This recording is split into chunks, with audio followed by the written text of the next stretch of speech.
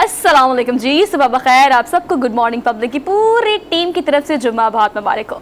जी मुझे आप सब कहते हैं सुहा अफजल और मेरे साथ मौजूद है रिस्पेक्टेड अब्दुर्रऊफ साहब और हमारे साथ मौजूद है रिस्पेक्टेड हरमीत से। Yes, very very respected. उसको भी आज कहते हैं रिस्पेक्टेड। हरमीत, आपके लिए हम गुलाब का फूल लेके बैठे हैं। ये देखो करें, मैंने आपको दिया गुलाब का फूल, आपने आगे से हरमीत को पास कर दिया। जिंदगी में यही प्रॉब्लम है। चलो हरमीत, ये तोहफा कबूल करेंगे। इतना अच्छा गुलाब के फूल से जुम्मे के दिन का आगाज हम आपका कर रहे हैं। कैसे आप? Good morning from Lahore. जी अस्सलाम वालेकुम, सत श्री अकाल, गुड मॉर्निंग और thank you so much. Red rose, red rose meaning इसकी निकलती है, लेकिन खैर सुहाब ले आई है या आप ले आए, आप दोनों की तरफ से मैं कबूल कर लेता हूँ। चलो, वेरी गुड। आगाज करते हैं अपने शो का। बड़े हाँ जी, आज मैं ख्याल में शुरू करते हैं बिलावल भुट्टो की अक़वाम मुत्तहिदा। वैसे तो आज 16 दिसंबर है, बहुत सारी और 16 दिसंबर के हवाले से दो साने हैं हमारी तारीख में ऐसे हैं जो भूले नहीं भूलते। एक तो 16 दिसंबर को APS का वाक़या है। आर्मी पब्लिक स्कूल में तहरीक तालिबान पाकिस्तान के टेररिस्ट, 8 के करीब टेररिस्ट थे जिन्होंने हमला किया। उसमें हमले में 150 से ज़्यादा अफराद शहीद हो गए, जिसमें 134 के करीब तालिब इल्म थे वहाँ के। और ये ऐसा सानिया है जिसको कोशिश भी करें तो आदमी जब उनकी तस्वीरें देखता है बच्चों की, मासूम बच्चों की जिनको निशाना बनाया गया, तो वो बर्बरियत और वहशत जो है वो आंखों में घूम जाती है और उनके चेहरे हमें मजबूर करते हैं कि दिल गुदाज हो जाता है। मतलब एक दिल में ना एक अजीब सी कैफियत होती है। आज भी आपको पता है कि अगर हम वो तस्वीर देखें तो वो गम उतना ही शदीद, उतना ही ताज़ा होता है। 100 से ज़ायद अगर हम तलबा की बात करें या साथीज़ा की बात करें, प्रिंसिपल ताहिरा की बात करें सर, जिन्होंने जामे शहादत नौश किया, उनके बेटे की बहुत सारी स्पीचेस, बहुत सारी वीडियोस मैंने देखी हैं। तो वो पिक्चर्स उस दिन के बाद आपको पता है कि उससे अगले दिन तमाम वालिदैन ये सोच रहे थे कि अपने बच्चों को स्कूल भेजा जाए या ना भेजा जाए। उसके बाद बहुत सारी पॉलिसीज़ बनी, बहुत सारे स्कूल्स की सिक्योरिटी बहुत हाई अलर्ट की गई। लेकिन वो बच्चे जो इस दुनिया से गए और वो साथीज़ा जो इस दुनिया से गए, वो प्रिंसिपल साहिबा ताहिरा जो इस दुनिया से गई, उसके बाद आज तक अगर उस गम और तकलीफ़ को हम देखें तो हमें वो वैसे की वैसे पिक्चर बिल्कुल फ्रेश और आप यूँ कहें कि खून ज़दा लगती है सर मुझे। तो आज भी मैंने बहुत सारे स्टेटस देखे, आप इंस्टाग्राम देखें, फेसबुक देखें, आप ट्विटर देखें, उसको स्क्रॉल अप करें, हरमीत उसको स्क्रॉल डाउन करें, हर जगह यही होता है। लेकिन अखज़ हमने क्या किया है, सीखा हमने क्या है कि वो बच्चे जो अपनी उम्र से बहुत कम थे, उन्होंने जो कुर्बानी इस मुल्क के लिए दी है, यकीनन हम इसे कुर्बानी ही कहेंगे, उसको आज याद करने का दिन है। हरमीत, आप कुर्बानी नहीं, कुर्बानी का बकरा हमने बनाया उनको। वैसे अगर देखा जाए जिस तरीके से आप देखें ना उनके वालिदैन पर क्या गुजरी, मैं तो उनके पेरेंट्स से भी मिला हूँ, सुप्रीम कोर्ट में भी मिला हूँ। आप ये सबसे बड़ी परेशानी की क्या बात होती है जब आपका अपना इस किस्म से आपसे बिछड़ जाए कि वो सुबह सवेरे जाए, आपने उसको यूनिफॉर्म पहनाई हो, वो नाश्ता करके जाए स्कूल की तरफ, और वहाँ से उसके बाद जब आपको खबर मिले और खून में लथपथ उसकी लाश पड़ी हो। मैंने ये मंजर खुद फील किया है, देखा है, अपने भाई की भी लाश इसी तरह मैंने उठाई है। तो ये बड़ा मुश्किल होता है। लेकिन सबसे बड़ा मसला क्या होता है, उससे और मुश्किल मरहला ये होता है रऊफ साहब कि जब आप सुप्रीम कोर्ट की तरफ देखते हैं, आप अदालतों की तरफ देखते हैं, आप सोचते हैं कि मुझे इंसाफ मिलेगा, और आप इंसाफ के तकाज़ों के खातिर जब आप जाते हैं, ये चक्कर काटते हैं, वकीलों को पैसे देते हैं, मुंशियों को पैसे देते हैं, पुलिस जो खड़ी होती है कांस्टेबल से लेकर हवलदार तक, आपने सबको जो है कहीं ना कहीं 1000 रुपया 2000 रुपया आपने थमाना होता है, और इंसाफ मांगने के लिए आप जो है दिन रात एक कर ले। लेकिन जब इंसाफ नहीं मिलता, सबसे ये तकलीफ जो है ये इंसान को और अंदर से खोखला कर देती है। और यही सूरत हाल है हर उस शख्स की जो इस कर्ब से गुजरा है या गुजर रहा हो। क्योंकि हम तो देख रहे हैं यहाँ पे वो वालिदैन, उनका वो रोना, उनका वो धोना, उनमें से बहुत सारी ख़वातीन ऐसी थी कि वो जवान उनके पेरेंट्स थे। मैंने देखा कि 1 साल बाद उनके चेहरों में क्या फ़र्क पड़ा, किस किस्म से वो उनकी ज़िंदगी गुजर गई। ये बहुत सारी ऐसी चीज़ें हैं जिसके अभी भी हम देख रहे हैं कि वो इंसाफ के वो तकाज़े उसी तरह पूरे नहीं किए गए। वही दहशतगर्द एहसानुल्लाह एहसान जिसने सरों पर जिस तरह सर धड़ से अलग किए लोगों के, और जिस तरीके से उसने ये एक्सेप्ट भी किया, और जिस तरीके से वो फरार हुआ या करवाया गया, ये सारी चीज़ें हमारे सामने है। और यही वजह है कि आज जो उन APS के शोधा के जो लवाकीन उनसे पूछें तो आज वो इस रियासत से गिला इसलिए करते हैं कि वो हमने उनके सर पे हाथ नहीं रखा। और आज उनकी तकलीफ को हमने उस तरह महसूस नहीं किया, ना हमारे इंसाफ के ये जो इदारे बने हुए हैं अगर वो उस तकलीफ को महसूस करते तो बहुत सारी चीजें जो हैं कम से कम उनको हौसला मिलता। सोहा, ये मैं इसलिए कहना चाह रहा हूँ कि आज भी वो दर बदर ठोकरें खा रहे हैं इंसाफ के लिए, और जो नुकसान उनका होना था वो तो हो गया, वो तो हो गुजरा, इस बात को भी आज इतने साल बीत गए हैं। लेकिन आप जिस चीज़ के बारे में बात कर रहे हैं वो थोड़ा सा सुकून है, वो थोड़ा सा वो लम्हा है जो वालिदैन चाहते हैं कि हमारे बच्चे जो हैं एटलीस्ट हमें पता चल सके कि हम आज भी अगर उस पिक्चर को देखें हरमीत, तो वो खून से लदे बेंचेस, वो पंखे, वो खिड़कियाँ, वो दीवारें, वो क्लासरूम का बोर्ड, वो चीज़ें हमें नज़र नहीं आती कि क्या वो स्कूल को निशाना बनाया गया, उन बच्चों को जो कि हमारा मुस्तकबिल थे उनको निशाना बनाया गया। लेकिन सर इस पर हमने आज अपने प्रोग्राम में, ऑब्वियसली आज का दिन है, आप 2 इवेंट्स का जिक्र कर रहे थे, इसको डिटेल में हम करेंगे और कोशिश करेंगे जो खराज तहसीन जो है वो हम सब मिलकर पेश कर सकें। सकूत ढाका की भी हम बात करेंगे, सकूत ढाका की भी बात कर लें। यानी आज के दिन मशरक़ी पाकिस्तान हमसे अलग हो गया। 1947 में जो ख्वाब देखा था कायद आज़म ने और जिसके तहत ये मुमलिकत वजूद में आई थी, वो 2 लख्त हो गया। और उसमें किस किस को ब्लेम किया जाए ये एक लंबी कहानी है, तारीख का हिस्सा है, लेकिन हकीकत यही है कि हमारे अपने जो हैं उन्होंने धोखा दिया। हमारे सियासतदान हो, हमारे जो उस वक्त की ब्यूरोक्रेसी हो, और इसका बीज बहुत पहले से बोया गया था। मैं कुदरतुल्लाह शहाब की किताब का हवाला दूं जो नाइंसाफ़ियों की एक तवील दास्तान है जिसकी बुनियाद के ऊपर मशरक़ी पाकिस्तान के लोग बदजन हुए। तो वो लिखते हैं कि जिस वक्त मगरबी पाकिस्तान में अमेरिका से आई, ये पाकिस्तान बनने के कुछ अर्से बाद की बात है, सामान आया हुआ था, तो सामान सारे सेक्रेटरीज ने आपस में डिवाइड कर लिया कि ये फ़लाँ हिस्से में जाएगा, ये फ़लाँ हिस्से में जाएगा, ये फ़लाँ हिस्से में जाएगा। आखिर में कोई टूटे हुए कमोड पड़े हुए थे, तो कहा कि इनका क्या करें, तो कहा कि ये मशरक़ी पाकिस्तान भेज दें। हमने हमेशा उनके साथ नाइंसाफ़ी की और उसके बावजूद वो गिले नहीं करते रहे, ये उनका बड़ा दिल था।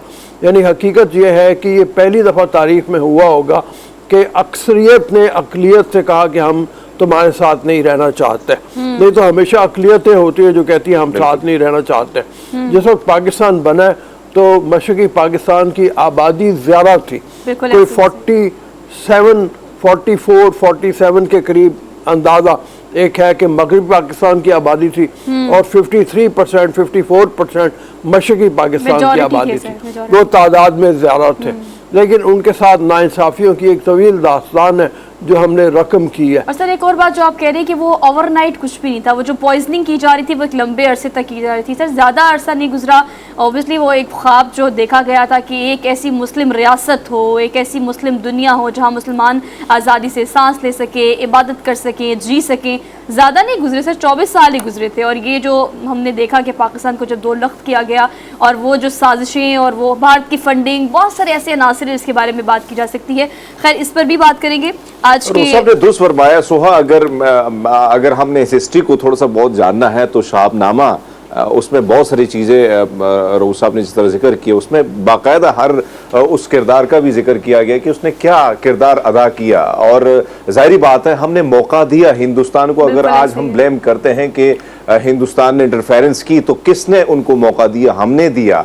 हमने जिस किस्म के जुल्म ढाए, हमने जिस किस्म की तकसीम के हवाले से जैसे रऊफ साहब ने जिक्र किया, और शाहबनामा में एक एक चीज़ दर्ज है कि बंगाली अफसरों के साथ हम क्या करते थे और हमारी उस वक्त की स्टैब्लिशमेंट क्या चाहती थी कि शेख मुजीबुर रहमान को हम क्या बंगाली को सल्यूट करेंगे। ये हमारी गलतियां थी, कोताहियां थी। और आज उस बांग्लादेश को जिसको हम आज सानेहा ठहरा रहे हैं, लेकिन आज बांग्लादेश को आप देखें तो उसकी जीडीपी को देखें, उसकी सियासत को वहां पे देखें, आज हर हाल में वो हमसे जो है वो इतना आगे चला गया। और आज हम जो ख्वाब देखा था कायदे आज़म मोहम्मद अली जिन्ना साहब ने, और जिस रियासत को वो चाहते थे कि वो एक ऐसी फलाई रियासत बने जिसमें चाहे जिसका ताल्लुक जिस दीन धर्म से हो वो अपने इबादत वो आज़ाद तरीके से कर सके, इस मुल्क में खुशहाली हो। लेकिन आज सूरत हाल ये है कि हम जिस तरीके से हमारी लाइफ गुजरी, जिस किस्म की कौम जिस फ्रस्ट्रेशन का शिकार है, जिस किस्म की हमारी मईशत है, जिस किस्म की हमारी पॉलिटिक्स है, जिस किस्म से हमने इग्नोर किया है चीज़ों को। बलूचिस्तान की अगर बात की जाए तो वहां किस तरह हम इग्नोर कर रहे हैं चीजों को, इस तरह हम जाते हैं फाटा की तरफ तो फाटा में आज क्या निज़ाम है, यही गलतियां हैं। उसको हमने आप भी 24 साल गुजर गए, हमने उससे कुछ नहीं सीखा कि बांग्लादेश का सानिया के ये जो रोनुमा हुआ इसकी वजह क्या थी, वजूहात पर आज भी हम गौर नहीं कर रहे हैं। आज भी वो गलतियां, वो कोताहियां हमसे आज भी हो रही हैं और मैं समझता हूं कि इन पर काबू पाके आगे निकलना होगा, एक दुरुस्त समत निकलना होगा और सीखना होगा। चाहे हिंदुस्तान है या बांग्लादेश है, हमें इनसे सीखना होगा कि आज वो खातून बैठी है बांग्लादेश की सरबराही कर रही है, लेकिन उसकी निगरानी में बांग्लादेश आज किधर निकल गया और हम किधर हैं। इन चीजों पर थोड़ा सा गौर फिक्र करना होगा हम सबको। और साथ में मतलब जैसे हमने इसके ऊपर भी गुफ्तगू भी करनी है, हमारा सेगमेंट होगा तो उसमें बात करेंगे, लेकिन हकीकत यही है कि एक चीज़ को और याद करना चाहिए और वो ये है कि उस ज़माने में बहुत से बिहारी और दूसरी कौमियतों के लोग ऐसे थे जो मशरक़ी पाकिस्तान में सेटल थे, जो पाकिस्तान के साथ रहना चाहते थे। उन्होंने पाकिस्तान की आज़ादी के लिए साथ काम किया, जो मुक्ति बानी बने हुए थे हिंदुस्तान की फ़ौज की मदद से, उनके साथ लड़ते रहे। वो कैंपों में मैसूर हैं और मैसूरीन पाकिस्तान कहलाते हैं। अभी तक वो उसी तरह से कैंपों में रह रहे हैं। उनकी तादाद उस ज़माने में 5 लाख के करीब कहते थी, लेकिन अब वो तादाद घट के उनमें बहुत से लोग जो हैं वो फौत हो चुके हैं। उनकी औलादें कुछ पता नहीं, कुछ पाकिस्तान आ गई, कुछ वहीं रह गई। कैंपों में बहुत बुरा सूरत हाल है, बहुत बुरी सूरत हाल है। उनको कोई ना कोई हल तो आप उन कैंपों की बात कर रहे हैं कि वो बांग्लादेश में रह रहे हैं, जिन्होंने कोशिश की, जिन्होंने कुर्बानी दी कि वो पाकिस्तान के साथ रहना चाहते थे। हमें इस पर भी सोच और फिक्र करना चाहिए। जो कराची में मुकीम है, बहुत सारी बंगाली आबादी जो मैं खुद देख के आया हूँ, पढ़ाई से, स्कूल जाने से महरूम है। आईडी कार्ड आपने नहीं दिया, पासपोर्ट तक कुछ उनको वो डॉक्यूमेंट्स आपने नहीं दिए, जो एक रियासत की रिस्पॉन्सिबिलिटी है। जिन्होंने आपके लिए कुर्बानी दी, उनकी ख्वाहिश थी कि पाकिस्तान ना टूटे, लेकिन आज सूरत हाल ये है कि हमने उनके सरों पर हाथ नहीं रखा। उन्होंने सब कुछ हमारे लिए कुर्बान कर दिया। लेकिन आज आप कराची जाएं, वहां पे देखें, आज वो यही रोना रो रहे हैं कि हमारे साथ वही सौतेलापन इस मुल्क में भी किया जा रहा है। तो मेरी हाथ जोड़ के ये बेनती हुकूमत वक्त से है कि उनके लिए कोई ऐसा सिस्टम निकाला जाए ताकि उनके बच्चे जो हैं सरकारी नौकरियां उनको मिल सके, वो स्कूल जा सके, यूनिवर्सिटी जा सके, वो काम कर सके, इस मुल्क के लिए काम कर सके। आपने उनको भी एक कैंप तक ही महदूद कर दिया, तो उनका कसूर क्या था? ये भी हम सवाल जो है हुकूमत वक्त से करना चाहिए, जो हमारी हुकूमत है। दोनों लोग जो हैं, मतलब ये पाकिस्तान और बांग्लादेश की गवर्नमेंट को मिलकर एक फैसला करना चाहिए। यहाँ भी आबादी है और वहाँ बहुत बड़ी आबादी है। मैं उन कैंपों में गया हूँ, वहाँ पे मशरक़ी पाकिस्तान जिसको कहते थे और जो बांग्लादेश बन गया हुआ, कई कैंप मैंने फिरे हैं। और हकीकत यह है कि मैं इसको बारहा जिक्र करता हूँ कि 6 बाई 6 फुट या 8 बाई 8 फुट का कमरा, जिसमें एक चारपाई बिछी हुई है और दीवार से लेके दीवार तक, एक ख़ानदान उस चारपाई के ऊपर होता है, सोता है, और एक ख़ानदान नीचे सोता है, और बाकी सारा दिन वो गलियों में घूमते रहते हैं। कच्ची गलियाँ, जहाँ ना पानी का इंतज़ाम है, ना कोई स्कूल है, ना कोई कॉलेज है, ना बिजली है। ज़िंदगी इतनी बुरी है कि जिसकी कोई हद नहीं। उनका भी कुछ सोचा जाना चाहिए। उनका भी यही मसला है, ना उनके पास कोई आईडी कार्ड है, ना उनके पास कोई पासपोर्ट है, ना उनके पास कोई डॉक्यूमेंट है, तो बहुत बुरे हाल में हैं। उनका भी हमें सोचना चाहिए। खैर, आगे चलते हैं, हम आज के रनडाउन की तरफ चलते हैं और बिलावल भुट्टो की तकरीर का जरा थोड़ा सा जिक्र कर लें कि बिलावल भुट्टो ने कल अक़वाम मुत्तहिदा में सेक्रेटरी जनरल से मुलाकात भी की और उन्होंने शुक्रिया अदा किया उनको सैलाब की तबाहकारियों के हवाले से सेक्रेटरी जनरल ने जो अप्रोच एक अपनाई थी। लेकिन जो उन्होंने तकरीर की, उन्होंने कहा कि उसामा बिन तो मर चुका, लेकिन गुजरात का कसाई जिंदा है। और इस हवाले से उन्होंने कहा कि वो अब हिंदुस्तान का वज़ीर आज़म बन चुका है। और हमने जो अभी पिछले जिक्र किया, पिछले दिनों में भी करते रहे कि हिंदुस्तान में जो सलूक है मुसलमानों के साथ, सिखों के साथ, ईसाइयों के साथ, वो बहुत बुरा है। इस हवाले से ह्यूमन राइट्स की वायलेशन जो हैं, उस हवाले से बिलावल ने कल अपनी तकरीर में उसको जिक्र किया, उजागर किया। मैं एक बात इसी के साथ साथ रऊफ साहब, खुशखबरी की बात यह है कि पेट्रोल, मट्टी का तेल, लाइट, डीजल 10 रुपए जो है उसमें कमी की गई है। ये खुशखबरी है, क्योंकि हम हमेशा कोई ना कोई ऐसी सख्त किस्म की खबरें जब पहले से कर देते हैं, लेकिन ये थोड़ी सी रिलैक्सेशन है, थोड़ा सा रिलीफ आया हुकूमत की जाने से पहली बार कि पेट्रोल की कीमत अब 224 रुपये जो है वो 80 पैसे जो है वो तक आ गई है। ये बड़ी बात है। इसी के साथ साथ जो है मेरे ख्याल में कुछ चीज़ों के हवाले से जो रेट्स हैं या किराए हैं उसमें भी थोड़ी बहुत कमी की जाएगी। अच्छा, वैसे हम इसको अप्रिशिएट भी करना चाह रहे थे, ऑब्वियसली उतना ज़्यादा अप्रिशिएट हम नहीं करेंगे, लेकिन हम जब 2-3 रुपये बढ़ते हैं या 4 रुपये 5 रुपये बढ़ते हैं तो हम काफ़ी वावेला करते हैं इस हवाले से। लेकिन आपने एक बात बिल्कुल ठीक है, मौजूदा हुकूमत का पहला रिलीफ है और कीमत जो है वो 10 रुपये कम की गई है, तो पेट्रोल अब थोड़ा सस्ता हो गया। और आज सुबह काफ़ी लोग, काफ़ी हद तक सर, बहुत ज़्यादा नहीं लेकिन काफ़ी हद तक खुश थे। मुझे तो ऑफिस में आज से 2-3 लोगों ने कहा पेट्रोल सस्ता हो गया, पेट्रोल सस्ता हो गया, तो पीपल आर एक्साइटेड, मतलब थोड़े बहुत वो खुश हैं इस चीज़ को लेके। तो ऑल दो ये अच्छी बात है। हम लेकिन चलते हैं इसके अपने साथ एक और अफसोसनाक खबर है रऊफ साहब और सोहा, जिसके हवाले से जो चमन का बॉर्डर वहाँ पे देखे तो अफगानिस्तान की जानब से एक बार फिर वहाँ पे गोलाबारी की गई है, एक शहरी जो है वो शहीद हुआ है, 20 जख्मी हुए हैं।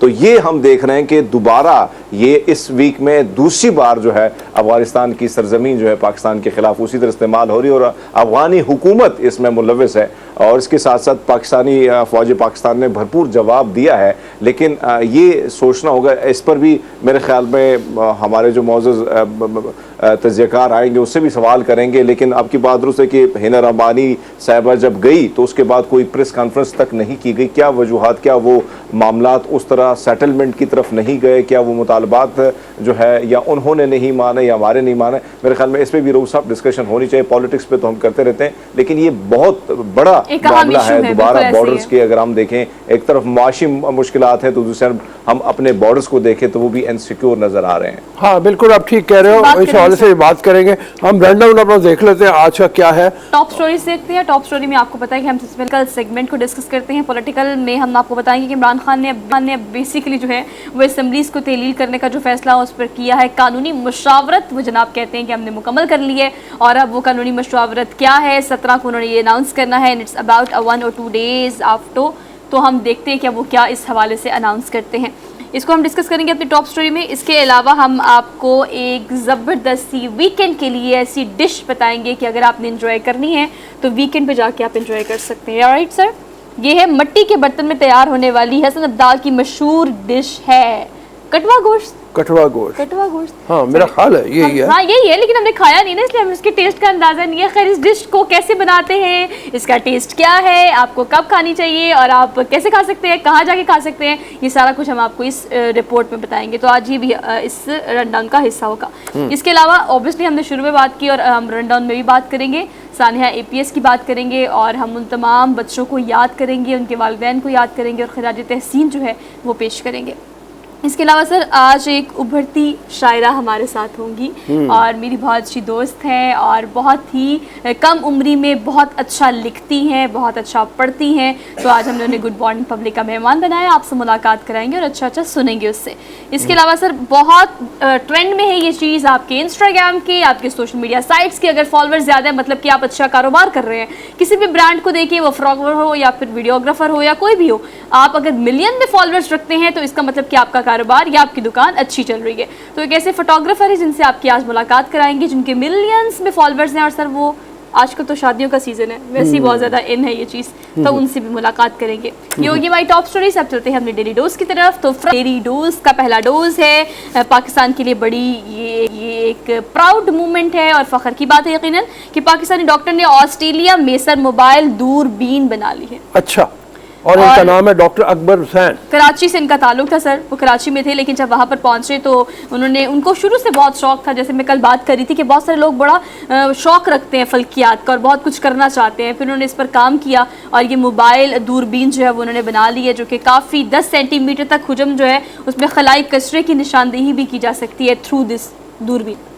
अच्छा, और ये मेहदी हुसैन इनके भाई हैं जो कराची में थे, जिसको कि छोटे से कहते हैं, दोनों भाई मिल के और छोटी दूरबीनों से ये कोशिश किया करते थे जितना भी ये देख सकें फल्कियात को, सैयारों को, उनकी मूवमेंट्स को, सितारों को।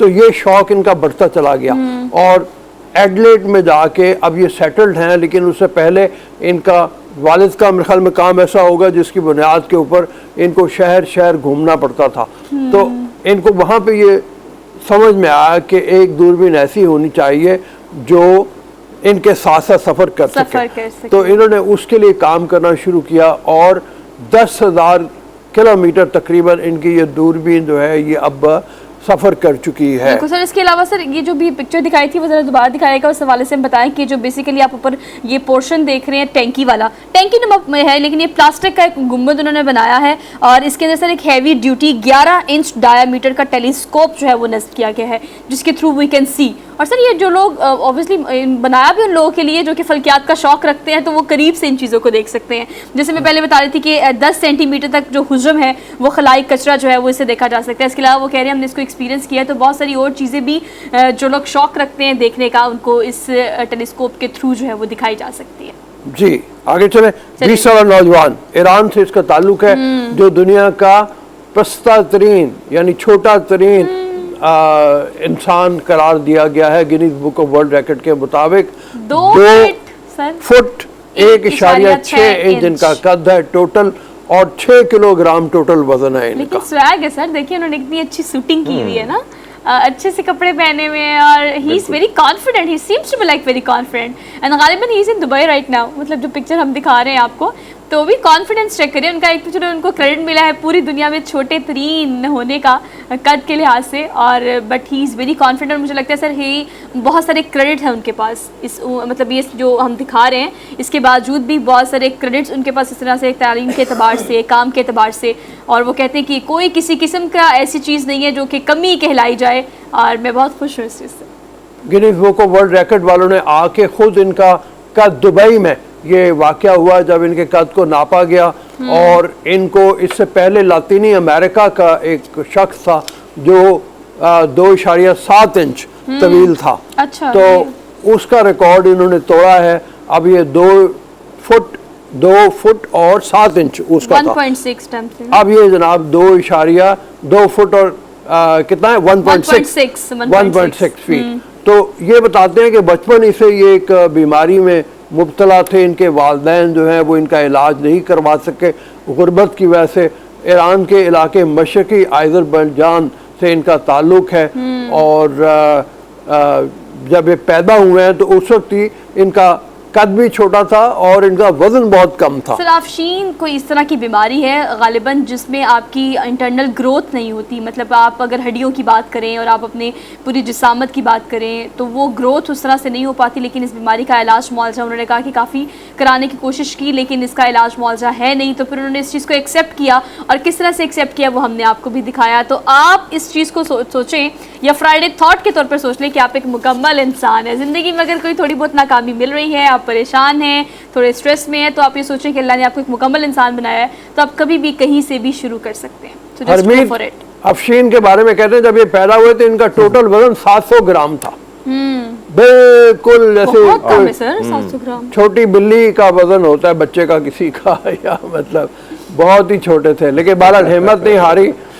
2 साल की उम्र में इनको पता चला इनके वालिदैन को कि इनका कद नहीं बढ़ रहा, लेकिन अफसोस ये कि वो उसका इलाज नहीं करवा पाए। बहरहाल इसके साथ एक लेसन भी है, अगर आपको एहसास हो, अब चूँकि ऐसे अदवियाँ हैं कि जो कुछ ना कुछ हेल्प कर देती हैं, अगर आपके बच्चे का कद छोटा रह गया या आप उसका वज़न पूरा नहीं है तो फौरी तौर पे डॉक्टर को कंसल्ट करें, वो आपको इस मामले में गाइड करेगा। और कुछ बहुत सारी चीज़ें ऑब्वियसली हम नाम नहीं लेंगे, मार्केट में बहुत सारे ऐसे मतलब पाउडर्स और ऐसी बहुत सारी मिक्स मिल्क जो चीज़ें होती हैं वो मिल जाती हैं। अपने बच्चों को अगर अपनी ग्रोइंग एज में वो पिलाते हैं या खिलाते हैं तो ऑब्वियसली उनकी ग्रोथ कंपैरेटिवली ज़्यादा अच्छी होती है और ज़्यादा बेहतर होती है। तो वालिदैन को इस हवाले से काफ़ी कॉन्शियसली देखना पड़ेगा। अच्छा सर जी आगे बढ़ते हैं, हम आपको एक बीट बॉक्सर से मिलाते हैं। एक ऐसा बंदा, ऑब्वियसली सर बहुत सारे इंस्ट्रूमेंट्स से आजकल, जैसे कि हम अक्सर अपने शो में बात करते हैं कि आजकल मौसीकी करना भी काफ़ी आसान हो गया है। हल्का फुल्का सा आप गाएं, इतने इंस्ट्रूमेंट्स है, कुछ आर्टिफिशियल है, कुछ ऐसी चीज़ें हैं जो ऐड करके आप एक ट्रांसपेरेंट गाना बना सकते हैं। लेकिन अपने मुँह के थ्रू ये सारे इंस्ट्रूमेंट्स की आवाज़ें निकालना सर ये भी एक आर्ट है।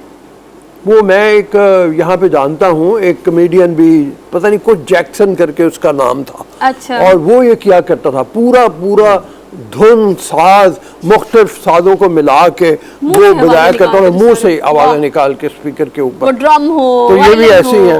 हाँ, ये भी बीट बॉक्सर जो है ये भी ऐसे ही हैं, जिनको अगर मौका मिले तो हम आपको सुनवा भी देंगे किस तरीके से ये इनकी आवाज़ आती है। ये सुने ज़रा आप।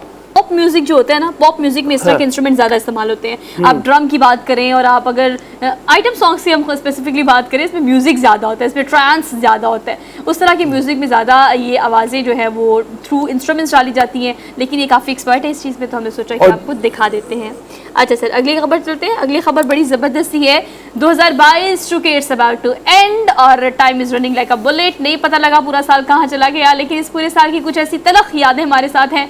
मार्च की सूरत हाल को हम डिस्कस करते हैं और बहुत बुरे हालात पाकिस्तान के हैं और हम हर चीज़ पर अफसोस भी करते हैं, लेकिन कुछ ऐसी हसीन यादें भी हैं जो कि पिक्चर्स की सूरत में जो है ना वो महफूज कर ली गई हैं 2022 की। और वो है सर चांद की और चांद ग्रहण की, दोनों की मुख्तलिफ मकामात पर बड़ी खूबसूरत सी प्यारी प्यारी फोटोज है जिनको तारीख में मतलब हमने कैप्चर कर लिया है। और इसमें बहुत सारे ऐसे फेमस पॉइंट्स हैं। अगर हम इस्तांबुल के ब्रिज की बात करें तो उसके बिल्कुल ऊपर एक मून की पिक्चर है, कहीं चांद ग्रहण है, कहीं चांद तलू हो रहा है, कितना खूबसूरत लग रहा है, बहुत खूबसूरत है, बहुत ही खूबसूरत विजुअली जो अच्छी लग रही तस्वीरें हैं वो डिस्प्ले पे हैं और इन्होंने बड़ा तहलका मचाया हुआ है। मेरे ख्याल में अगली खबर की तरफ चलते हैं। चोर स्मार्टफोन लेके भागा लेकिन दरवाजा लॉक था। नहीं भागा नहीं गया, दरवाजा लॉक था। कैसा दुकानदार कैसा समझदार पाया गया, दुकानदार फंस गया और बड़ा अच्छा हुआ। अच्छा हुआ। अच्छा, दुकानदार बड़ा समझदार पाया गया। पूरी खबर आपको देते हैं जनाब। ये जो चोरी करने आया 16,000 पाउंड का गालिबन वो कह रहे हैं कि ये 1600 पाउंड भाई, 1600 पाउंड, अच्छा सॉरी ज्यादा, 1600 पाउंड का ये एक मोबाइल था। उसने कहा जी मुझे दिखाओ, ये मैंने चेक करना है। अच्छा, उसने चेक करने के बहाने ऐसा भागा, आगे तो दरवाजा बंद था क्योंकि उसने कहा कि मैंने लॉक लगवाया था और 2020 में मैंने लॉक लगवाया था 230 पाउंड का और आज उसके पैसे वसूल हो गए हैं। सर गया तो वो इतनी फुर्ती के साथ था, आगे से देखे ना वीडियो में दरवाजा बंद मिला तो बेचारा शर्मिंदा होके वापस आया। यार अब क्या करूं, कहीं रास्ता नहीं है। फिर उसने दुकानदार से रिक्वेस्ट की भाई मुझे जाने दे। अच्छा, वैसे ये भी कह सकता था कि मैं तो प्रैंक कर रहा था लेकिन चोर इतना शातिर नहीं था, बेचारा शर्मिंदगी से वापस आया। ऐसे जैसे ये बड़ा मुश्किल होता है, देखिए ना दरवाजे ही बंद है भाई, किधर जाओगे। और वो जो रास्ते बंद किए हैं, स्पेशल लॉक है जो शीशे की दीवार के साथ बना हुआ है और वो उसके बाद से जब से ये वीडियो वायरल हुई है इंग्लैंड में ऐसे वाकयात होते रहते थे जहाँ पे लोग टोपी से सर ढांप के और अपना ऐसी वारदातें करते थे। उनको भी एक तो परेशानी जो भी कह लें वो हुई है, लेकिन वो जो लॉक है जो वॉल के साथ है शीशे की, वो बहुत पॉपुलर हो गया है और लोग उसको लगवा रहे हैं। ये दुकानदार भी ये कह रहे हैं, दुकानदार का ताल्लुक भी एक मुसलमान है वो, और वो कहते हैं कि ऐसे वाकयात होते रहते थे जब मेरी दुकान के ऊपर, लेकिन अब नहीं होगा इंशाल्लाह ताला। इंशाल्लाह। और सर वो देखिए आप बहुत खुश है इस बात से, कहा मेरे पैसे वसूल हो गए लॉक लगाने के आज। We are done sir. अच्छा जी, छुट्टी, यस छुट्टी ब्रेक वाली छुट्टी ले लेते हैं और ब्रेक के बाद वापस आते हैं। Keep watching good morning public.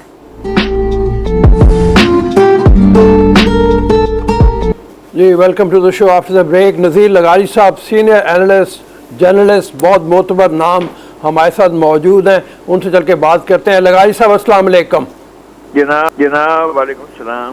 Sir एक तरफ तो आज 16 दिसंबर के हवाले से वज़ीर आज़म का पैगाम आया है कि ये इस बात का एक हमें पूरी कौम को यकजहती के साथ एक तशद्दुद दहशतगर्दी उसको शिकस्त देने के लिए इकट्ठे होने का टाइम है, और दूसरी तरफ सियासत हमारी जो है वो बिल्कुल इंतशार की तरफ गई हुई है। फिर ऐसे हालात पैदा करने की जैसे कोशिश होती है कि मुल्क इंतशार का शिकार हो। इस हवाले से ज़रा याद कीजिएगा मशरक़ी पाकिस्तान के सानहे को भी कि किस तरीके से हमारे सियासतदान भी आपस में उलझे हुए थे, उनसे भी गलतियाँ हुई और याह्या खान से भी गलतियाँ हुई बहुत ज़्यादा, लेकिन हमारे सियासतदानों की गलतियाँ भी उस मौके पे जो थी वो उनको हम नज़रअंदाज नहीं कर सकते।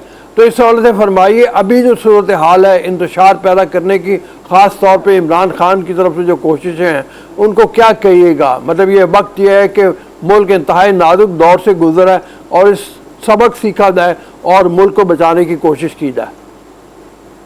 बहुत मेहरबानी लोग साहब, आपने बहुत अहम सवाल उठाया है और शुक्र है कि आपने दोनों इश्यूज़ को उठाया, दोनों वाक़यात और सानहात का जिक्र किया है, क्योंकि हम ये समझते हैं कि दूसरे सानहे को याद करते हुए हम पहले सानहे को भूल जाते हैं और ये बात ज़्यादा तकलीफ दे होती है। मुख्तसरन मैं वाक़यात बताता हूँ, उन्हीं में से नताइज भी निकलेंगे। और पहला ये जुमला जो अपने रिटायरमेंट पर जनरल कमर जावेद बाजवा ने कहा कि नहीं, वो सियासी शिकस्त थी, वो अस्करी शिकस्त नहीं थी। हम कहते हैं कि इसकी जिम्मेदारी कबूल करनी चाहिए जो इसके जिम्मेदार हैं। और मुल्क में 1958 से लेकर 2071 दिसंबर तक फौजी हुक्मरानों का दौर है, अयूब खान और याह्या खान का दौर है। 58 में मार्शल लगता है, 69 में मार्च 69 में, अक्टूबर 58 में मार्शल लगता है, मार्च 69 में अयूब खान ने इस्तीफा देते हैं। और अयूब खान इस्तीफा देते हुए आइन जो उनका अपना बनाया हुआ आइन था, घंटा घर फैसलाबाद का, जो उनकी ज़ात पर आकर शुरू होकर ज़ात पर आकर ख़त्म होता था, उस आइन के मुताबिक उन्होंने इक़्तिदार हवाले करना था स्पीकर कौमी असम्बली को। उन्होंने बंगाली कौमी असम्बली के स्पीकर के हवाले करने की बजाय एक ताज़ा दम आर्मी चीफ के हवाले किया इक़्तिदार, और याह्या खान जो हैं वो मुल्क के चीफ मार्शल एडमिनिस्ट्रेटर बन गए। और उनके दौर में पाकिस्तान दोलख्त हुआ। तो उन अस्करी इदारों को ये मानना चाहिए कि वो भी जिम्मेदार हैं इस पूरे के पूरे अमल के, क्योंकि इक़्तिदार उन्हीं के पास था और इक़्तिदार 11, 12 साल, 13 साल तक जो है वो उनके पास था, पहली बात। और दूसरी बात ये कि दूसरा बड़ा वाक़या, सदन ने जिम्मेदारी का एहसास किया था जब 1 नवंबर को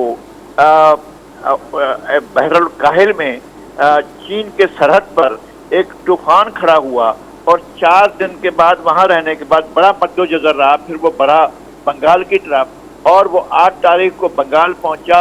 और 8 तारीख को जब टकराया है खलीज बंगाल से, खलीज बंगाल के साहिलों से, तो उसके 2 दिन के अंदर, 3 दिन के अंदर अंदर 5 लाख अफराद, ये रिकॉर्ड पर है, ये कोई छुपी ढकी छुपी बात नहीं है, 5 लाख अफराद मशरकी पाकिस्तान में वो डूब गए, खत्म हो गए, फौत हो गए, इंतकाल कर गए, मारे गए।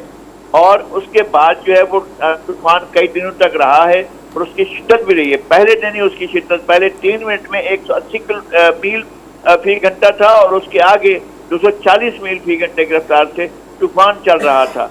अब इस तूफान के बाद फौरन मौलाना अब्दुल हमीद भाषानी ने कहना शुरू किया, फॉर गॉड से इलेक्शन मुलतवी कर दो। 7 दिसंबर को इलेक्शन हो रहे हैं और ये जो है 12-13 तारीख तक जो है सैलाब रहता है और फिर सैलाब चलता रहता है और लोग मरते रहते हैं। और अगले ही दिन उन्होंने कहा कि मैं इलेक्शन मुलतवी कर दो। 7 को इलेक्शन होने वाले हैं, 1 महीने के बाद। 24 तारीख को भाषानी रोते रोते रोते रोते 24 तारीख को उसने ऐलान किया कि मैं बाइकाट कर रहा हूँ। और वो दूसरी सबसे बड़ी पार्टी थी, दूसरी सबसे बड़ी पार्टी थी और मुजीब एब्सोल्यूट मेजॉरिटी ले ही नहीं सकता था। अगर मौलाना अब्दुल हमीद भाषानी मैदान में होते तो उनको जो है मौलाना भाषानी के मजबूरन उन्होंने बाइकाट कर दिया। और शेख मुजीबुर रहमान अपने 6 नुकात के साथ, झंडा अलग होगा, फौज अलग होगी और जो है करेंसी अलग होगी, तो सब कुछ अलग होगा, यानी इस तरह से अलग मुल्क हो जाएंगे।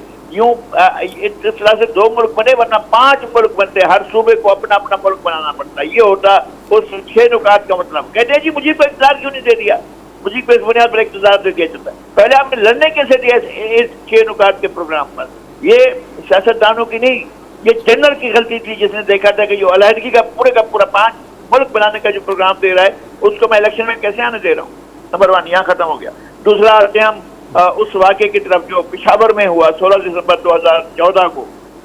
उस वाक़े के अंदर हमारे बच्चे अपनी जान से गए, हमारे बच्चे अपनी जान से गए। आपने बड़ी बहादुरी की कि उसका मुलजिम गिरफ्तार किया जिसने आकर कहा था, ऐलान किया था कि मैंने इसको जो है वो मैंने ये ऑपरेट किया था, हमने किया, ये उन्होंने टीटीपी ने किया और वो गिरफ्तार भी हो गया। गिरफ्तार के बाद आपने एक काम किया कि क्लब के कपड़े पहनाकर उसका इंटरव्यू करवाया गया और फिर पता चला कि वो सेफ हाउस से ही फरार हो गया है। मैं थाने के इलाका से कोई फरार हो तो कि कोई ना कोई मिली भगत होती है, कोई ना कोई साजिश होती है। कैसे हो सकता है कि वो जो सेफ हाउस से वो फरार हो जाए? और फरार हो गया और मुल्क के बाहर अब भी वो बैठा हुआ है। तो ये 2 सानहात को और 2 उनके अवामिल को और 2 चीज़ों को याद रखें तो हमें बहुत सी चीज़ें वाज़ेह हो जाती हैं। इस वक्त इमरान खान कर रहा है, ये शेख मुजीबुर रहमान ने किया था। मैं बहुत दुख में, बहुत तकलीफ में, मुझे बहुत अजियत हो रही है ये बात करते हुए कि अब इस वक्त जो है शेख मुजीबुर रहमान का खेल जो है वो इमरान खान खेल रहा है। और पाकिस्तान को वैसे ही खतरात हैं जो 1971 में थे, जो 1970 के इलेक्शन में पैदा हुए थे और जो 1971 में पाकिस्तान के। और ये पहले कह चुके हैं कि 2-3 चीज़ें ख़त्म हो जाएंगी। ये उन्होंने किसी और का टारगेट, जिनको अभी ये उसने माफ़ी मांगी है अमेरिका से, ये उन्होंने अमेरिका का agenda, America America America America America 6-7 महीने लगातार अमेरिका से पीछे हट गए और बहुत सी और चीजों में पीछे हटते जा रहे हैं। और ये उन्होंने कह दिया था कि ये जो फौज जो है, हमारा सिक्योरिटी इदारा जो है, ये खत्म हो जाएगा। और फिर आगे उन्होंने एक और बात करने के बाद कहा था कि हमारा मुल्क 3 हिस्सों में बढ़ जाएगा। मुझे ये खदशात लाहक हैं, मैं दुख से कह रहा हूँ, तकलीफ से कह रहा हूँ, और मैं जिंदगी के इस मरहले पर बैठा हूँ कि जहाँ मुझे इस तकलीफ की शिद्दत का एहसास होता है कि क्या हम बहशत मुल्क, अल्लाह हमें कायम रखे, बाकी रखे, और अवाम इसको बाकी रखना चाहते हैं, पाकिस्तान के तमाम लोग इसको कायम रखना चाहते हैं। क्या कोई पाकिस्तान में ऐसे एलिमेंट्स हैं जो इमरान खान की पीठ पर खड़े हुए हैं और वो इनसे इस तरह के ऐलान अक़दामात करवा रहे हैं जो पाकिस्तान के खतरनाक नतायज की तरफ ले जाए? जी हरमीत। अच्छा सर, इस सारी सूरत हाल में अगर हम देखें, अब सदर मुमलिकत आरिफ अलवी साहब की मुलाकातों के हवाले से ही कहा गया था कि शायद वो कहीं ना कहीं हुकूमत का पैगाम जो है वो लेकर गए हैं, लेकिन अब कुछ खबरें ये भी आ रही हैं कि वो परवेज़ इलाही साहब और इमरान खान साहब के दरमियान कुछ इख्तलाफात हैं, वो दूरियां मिटाने के लिए गए थे। ऐसे में आपको क्या लगता है, अगर असम्बलियाँ जो 17 तारीख को खान साहब ऐलान करेंगे, अगर ये तहलील की जाती हैं तो आगे का मंजर आप कैसे देखते हैं? एक तरफ तो माशी जो सूरत हाल है या माशी बहरान जिस तरह चल रहा है, उसमें पॉलिटिकल स्टेबिलिटी जो है वो भी हम देख रहे हैं कि वो भी नहीं हो रही है। तो ये सूरत हाल आपको मुल्क को आगे किस तरफ लेके ये लोग लेके जा रहे हैं? ना हम देख रहे हैं कि हुकूमत की जानिब से उस तरह कोई सॉफ्ट कॉर्नर है, वो भी जो उनके बयान भी बड़े सख्त हैं, तो इमरान खान साहब के तो पहले से ही सख्त थे बयान। एक तो ये है कि 2013 से इस मुल्क में से इस्तेहकाम जो है रुखसत हो चुका है। जब से ये सियासी अमल में, इंतखाबी अमल में इनको लाया गया, लाने वाले जो भी हैं हमारे सामने आ जाएंगे, तारीख कोई किसी को छुपा, कोई यहाँ छापे ना छापे। हमूदुर रहमान कमीशन, हमें पता है हमूदुर रहमान कमीशन ने क्या लिखा हुआ है, हमें पता है कि इसका कोर्ट मार्शल करने को कहा गया, हमें पता है कि किस ने इस सारे के सारे जुर्म में हिस्सा लिया था, एक एक चीज का पता है। कभी ना कभी तो ये चीजें लोगों के सीने में, लोगों के दिलों में जाकर घर करेंगी। अब भी ये चीजें लोगों के दिलों में घर करेंगी, किसने इमरान खान को इस रास्ते पर लगाया। और 2013 से 2023 तक हम बहुत सी चीजों से जो है अपने आप को खतरे में महसूस कर रहे हैं। एक बात यह है कि हमारे सिक्योरिटी इदारे खतरे में हैं, दूसरी बात हमारे एटमी असासे खतरे में है, तीसरी बात खुद हमारे मुल्क का वजूद खतरे में है। और इस खतरे की बुनियादी बड़ी वजह सियासी अदम इस्तेहकाम है जो इमरान खान की वजह से गुज़श्ता 10 साल में इस मुल्क में प्रवेल कर रहा है। 2013 से लेकर 14, 15, 16 इन्होंने तो मुल्क को चलने नहीं दिया, धरना लगाकर बैठ गए। और अब जो है वो यहाँ पर आकर बैठ गए हैं। ये जो अपने दौरे हुकूमत है उसमें तमाम अपोजिशन को उठाकर जेलों में बंद कर दिया। फिर ये जब रुखसत हुए हैं तो अब से लेकर उस वक्त से लेकर अब तक जो है इन्होंने सियासी अदम इस्तेहकाम को सस्टेन किया है, बरकरार रखा है। कोई ना कोई तो है ना यार इसके पीछे, कौन है? अपनी शक्ल दिखाए, हमें जाहिर करे, हमारे सामने आए, हमें पता चले। और क्यों आप परवेज इलाही कह रहे हैं कि हमें कमर जावेद बाजवा ने कहा था कि आप चले? बाजवा साहब कहाँ खेल रहे थे, किस किस जगह पर खेल रहे थे, कौन कौन को खिला रहा था, किस किस जगह पर वो कार्रवाई कर रहे थे? क्या उनके कि ये जो खतरात हैं क्या उनकी वजह से पैदा हुए? हमें इन तमाम चीजों को पेश नजर रखना है, हमें सीरियस बात करनी है, हमारे सिक्योरिटी इदारों से रिक्वेस्ट करनी है, फॉर गॉड सेक आप अपने आप को देखें। अगर आप सियासत से अलग हो गए हैं तो ये हमें मालूम होना चाहिए। अगर इलेक्शन होते हैं, ये अगर असम्बलियां तोड़ देते हैं और असम्बली इलेक्शन होते हैं, तो अगर मैनेजरों ने, इंतखाबी मैनेजरों ने कुछ किया, क्योंकि ये तो टारगेट कर चुके हैं चीफ इलेक्शन कमिश्नर को, उनके रोजाना उनको गालियां देते हैं चीफ इलेक्शन कमिश्नर को। और उसके बावजूद ये क्या होता है कि अगर इंतखाबी मैनेजर इनके, अगर वो सिर्फ गैर जानदार रहें, ये कहीं के भी मुंह दिखाने के काबिल नहीं रहेंगे। इमरान खान की कोई हैसियत नहीं। बड़ी सियासी कुव्वतें अब भी पीपल्स पार्टी और पीएमएल-एन है, मुल्क की सबसे बड़ी सियासी पार्टी। ये मसनूई गुब्बारा है जिसके अंदर हवा भरी गई है। वोट तो नहीं भरने वाले खुदा के वास्ते। आप अगर अवाम की तरफ जाते हैं तो वहां पे पीपल्स पार्टी की सीट्स की अगर हम बात करें या नून की बात करें तो वहां पे भी तहरीक इंसाफ आ गए, यहाँ पे भी ये सूरत हाल है सर। नहीं हरमीत, आपको ऐसा नजर आ रहा है? ये सब कुछ जो है वो ये आंख का धोखा है जो हमारे साथ किया जा रहा है। ऐसी कोई सूरत हाल नहीं है। अच्छा। आपको अंदाजा है कि जब पलटन मैदान में 24 दिसंबर को मौलाना अब्दुल हमीद भाषानी ने जलसा आम से खिताब किया तो उसमें कितने आदमी थे? और पलटन मैदान किस तरह खचाखच भरा हुआ था, गलियां भरी हुई थी, हर जगह भरा हुआ था। क्या वो सारे लोग अलग होना चाहते थे? ये गलत है कि मशरकी पाकिस्तान अलग होना चाहता था, ये गलत है कि लोग इमरान खान के साथ हैं। ये पेंट किया गया है, ये पेंट किया जा रहा है पहले दिन से, इतने बड़े जलसे आपने, मैं कहता हूँ आज तक 2 जलसों का रिकॉर्ड नहीं टूटा है, 2 इस्तकबाल का, कोई किसी का कोई माई का लाल नहीं तोड़ सकता। एक बेनजीर का 10 अप्रैल 1986 को लाहौर में लैंड करना और दूसरा 17 अक्टूबर 2007 को बेनजीर का कराची में लैंड करना, इन इज्तिमात को तारीख में कोई भी नहीं आकर इसको खत्म कर सकता। और फिर उसके बाद भुट्टो साहब इक़्तिदार से हटने के बाद जब लाहौर में आए थे तो पूरा लाहौर सड़कों पर था, पूरा लाहौर सड़कों पर। ये क्या बात करते हैं, ये तो उसको लिबर्टी चौक को नहीं भर पाते हैं। लिबर्टी चौक इनके 8 घंटे की लगातार बाएं बाएं बाएं बाएं बाएं के बाद जाकर बढ़ता है। क्या क्या बात करते हैं। लाहिर साहब बहुत थैंक यू वेरी मच। कल एक बात का और जिक्र कर लें कि एक सैटेलाइट टाउन कॉलेज में इमरान खान साहब को खिताब करना था, तालिबात का वो कॉलेज था, और जैसे इमरान खान साहब की स्पीच शुरू हुई है तालिबात उठ के बाहर निकल गई और वो खाली हॉल से खिताब करते रहे।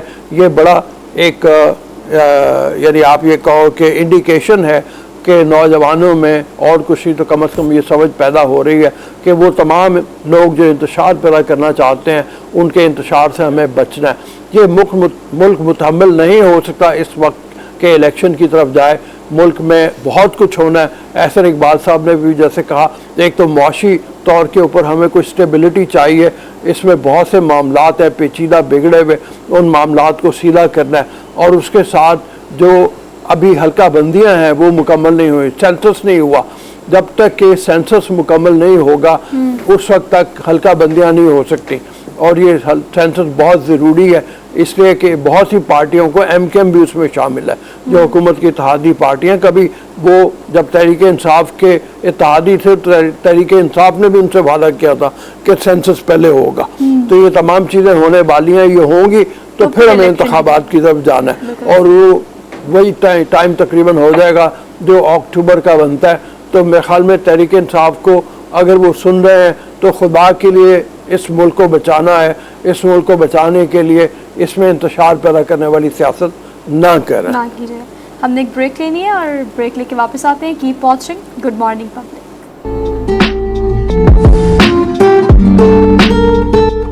लतीफ़ साहब रिटायर्ड कर्नल हैं, हमारे साथ मौजूद हैं, डिफेंस एनालिस्ट हैं, उनसे चल के बात करते हैं। कर्नल साहब अस्सलाम वालेकुम। जी वालेकुम सर।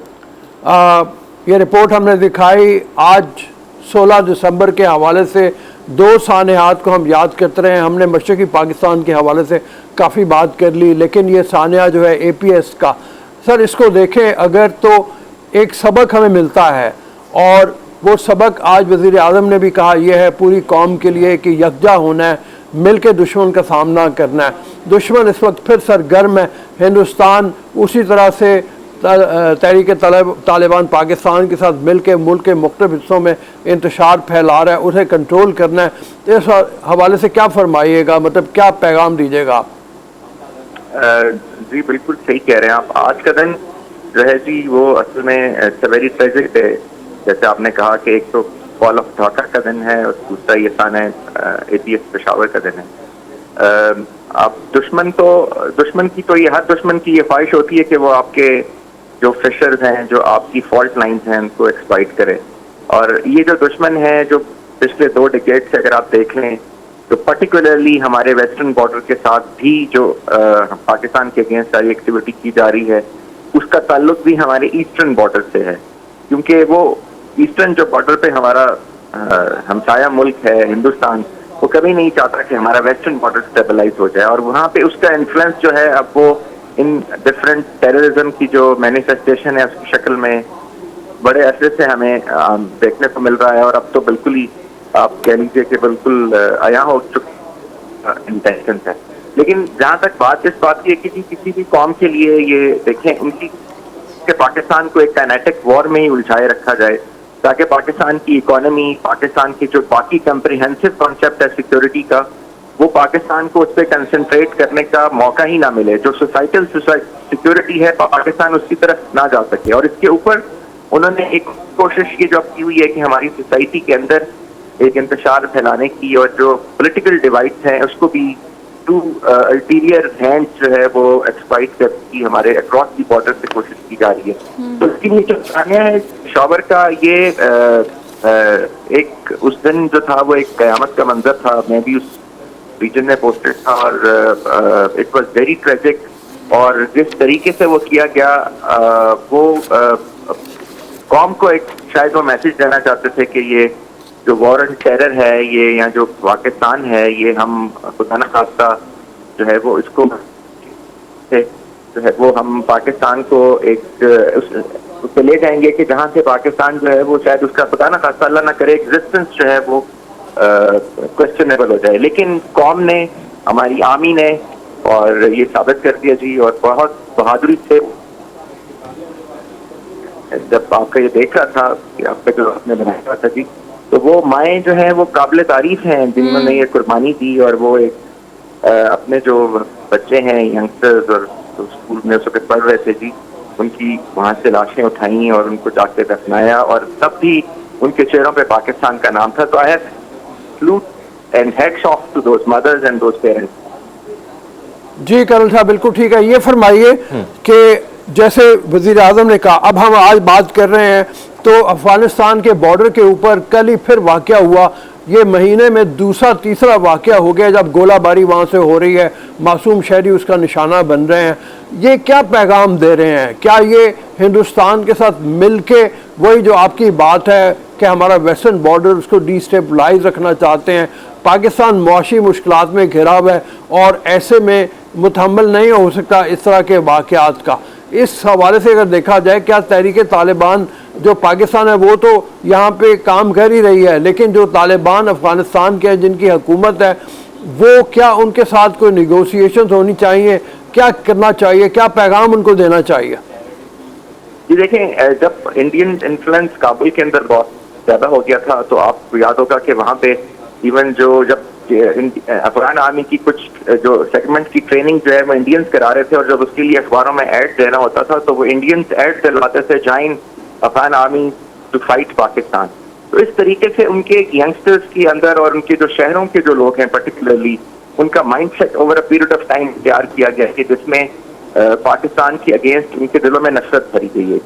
और जहाँ तक ये इस पर्टिकुलर अब जो हालात डेवलप हो रहे हैं की बात है, पाकिस्तान ने हमेशा से अफगानिस्तान को अपना ब्रदर और हमसाया समझा है। पाकिस्तान ने हमेशा से सपोर्ट किया है और इस अफगानिस्तान की जो वॉर है जो over a period of time आज तीसरे चौथे डिकेड के अंदर एंटर हो रही है, इसमें अगर आप देखें तो पाकिस्तान ने तो हमेशा अफगानिस्तान के जो इश्यूज हैं ना सिर्फ इंटरनली बल्कि एक्सटर्नली और इंटरनेशनली भी उसको सपोर्ट किया। लेकिन ये जो सूरत हाल है जिसमें अब आके उन्होंने फुल फ्लेज जो मीन्स ऑफ वॉर्स हैं वो एम्प्लॉय करती हैं, जिसमें आर्टिलरी फायर है, जिसमें मोटर फायर है और जिसमें जो शो करते हैं इंटेंशन की। अगर कोई नॉर्मल इन्फेंट्री फायर एक्सचेंज हो जाए तो आप ये कह सकते हैं कि शायद ये लोकल एक फिनोमेना है जो कि शायद दोनों साइड पे हुआ वाकया और ये हो गया। लेकिन जब आर्टिलरी आ जाती है तो इंटेंशन, तो ये जो इंटेंशन है इसका मतलब ये है कि ये इंटेंशन काबुल से ट्रेवल करके चमन तक आ रही है और वहां पे मैनिफेस्ट हो रही है। इसको हम लाइटली नहीं ले सकते। इसका एक तो ये है कि जहाँ पे जैसे कल आपने सुना और देखा भी कि पाकिस्तान आर्मी ने भी इसका बिफिटिंग रिस्पॉन्स दिया, तो ऑन द स्पॉट जब ये जहाँ पे भी ऐसा होगा उसका एक तो बिफिटिंग रिस्पॉन्स देना चाहिए और अफगान गवर्नमेंट से इन क्लियर टर्म्स बात करनी चाहिए। और उसके लिए देखिए वॉर के अंदर बहुत सारे मैयर्स लिए जा सकते हैं। हमें फौरन फुल फ्लेज वॉर की अफगानिस्तान के साथ जरूरत नहीं है, ना भी हम मुकम्मल हो सकते हैं। लेकिन जो इकोनॉमिक मैयर्स हैं, जो सैंक्शंस हैं, जो ऑन ग्राउंड चीजें हैं, अफगानिस्तान एक लैंड लॉक्ड कंट्री है जो कि पाकिस्तान के ऊपर ना सिर्फ इकोनॉमिकली डिपेंडेंट है बल्कि फूड सिक्योरिटी के लिए भी डिपेंडेंट है। तो आई थिंक हमें पहले डिप्लोमेटिक मैयर्स लेने चाहिए, उसके बाद हमें ये इकोनॉमिक सैंक्शंस जो हम इंट्रोड्यूस करा सकते हैं अफगानिस्तान को टेबल पे लाने के लिए और उसको समझाने के लिए कि ये तरीक़ाकार ठीक नहीं है, वो करनी चाहिए। और उसके बाद यहाँ जो एक काइनेटिक रिस्पॉन्स है वो थर्ड ऑप्शन होनी चाहिए। लेकिन ऑन ग्राउंड जो काइनेटिक रिस्पॉन्स है वो इमीडिएट होना चाहिए, ताकि अगर वो वहां से आर्टिलरी फायर और हमारे शहरियों का नुकसान किया जा रहा है तो उनको भी रिस्पॉन्ड करना बहुत जरूरी है। जी हरमीत। कर्नल साहब, इससे कबल जब अफगानिस्तान पे इससे पहले जो हुकूमत थी, तब हमें इसमें कोई शक नहीं था कि इन्फ्लुएंस हिंदुस्तान का बहुत ज़्यादा था।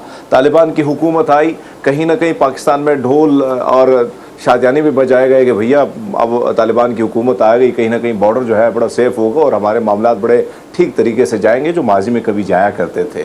लेकिन इस किस्म के इकदाम दहशतगर्दी के लिए दहशतगर्दों के ज़रिए यहाँ पे कार्रवाइयाँ होती थी, वारदातें होती थी, लेकिन इस तरह की गोलाबारी जो है हमने नहीं देखी माजी में। अब जिस तरह सूरत हाल है, तालिबान जो है, तालिबान हुकूमत कहीं ना कहीं बेबस नज़र आती है उन दहशतगर्द दीगर तंजीमों के सामने, ऐसा लग रहा है। ऐसे में हमने देखा कि हमारी वज़ीर मुमलिकत जो है हिना रवानी खर साहिबा भी वहाँ पे गई, कोई पॉजिटिव रिस्पॉन्स वहाँ से भी नहीं आया, कोई प्रेस कॉन्फ्रेंस तक नहीं की गई।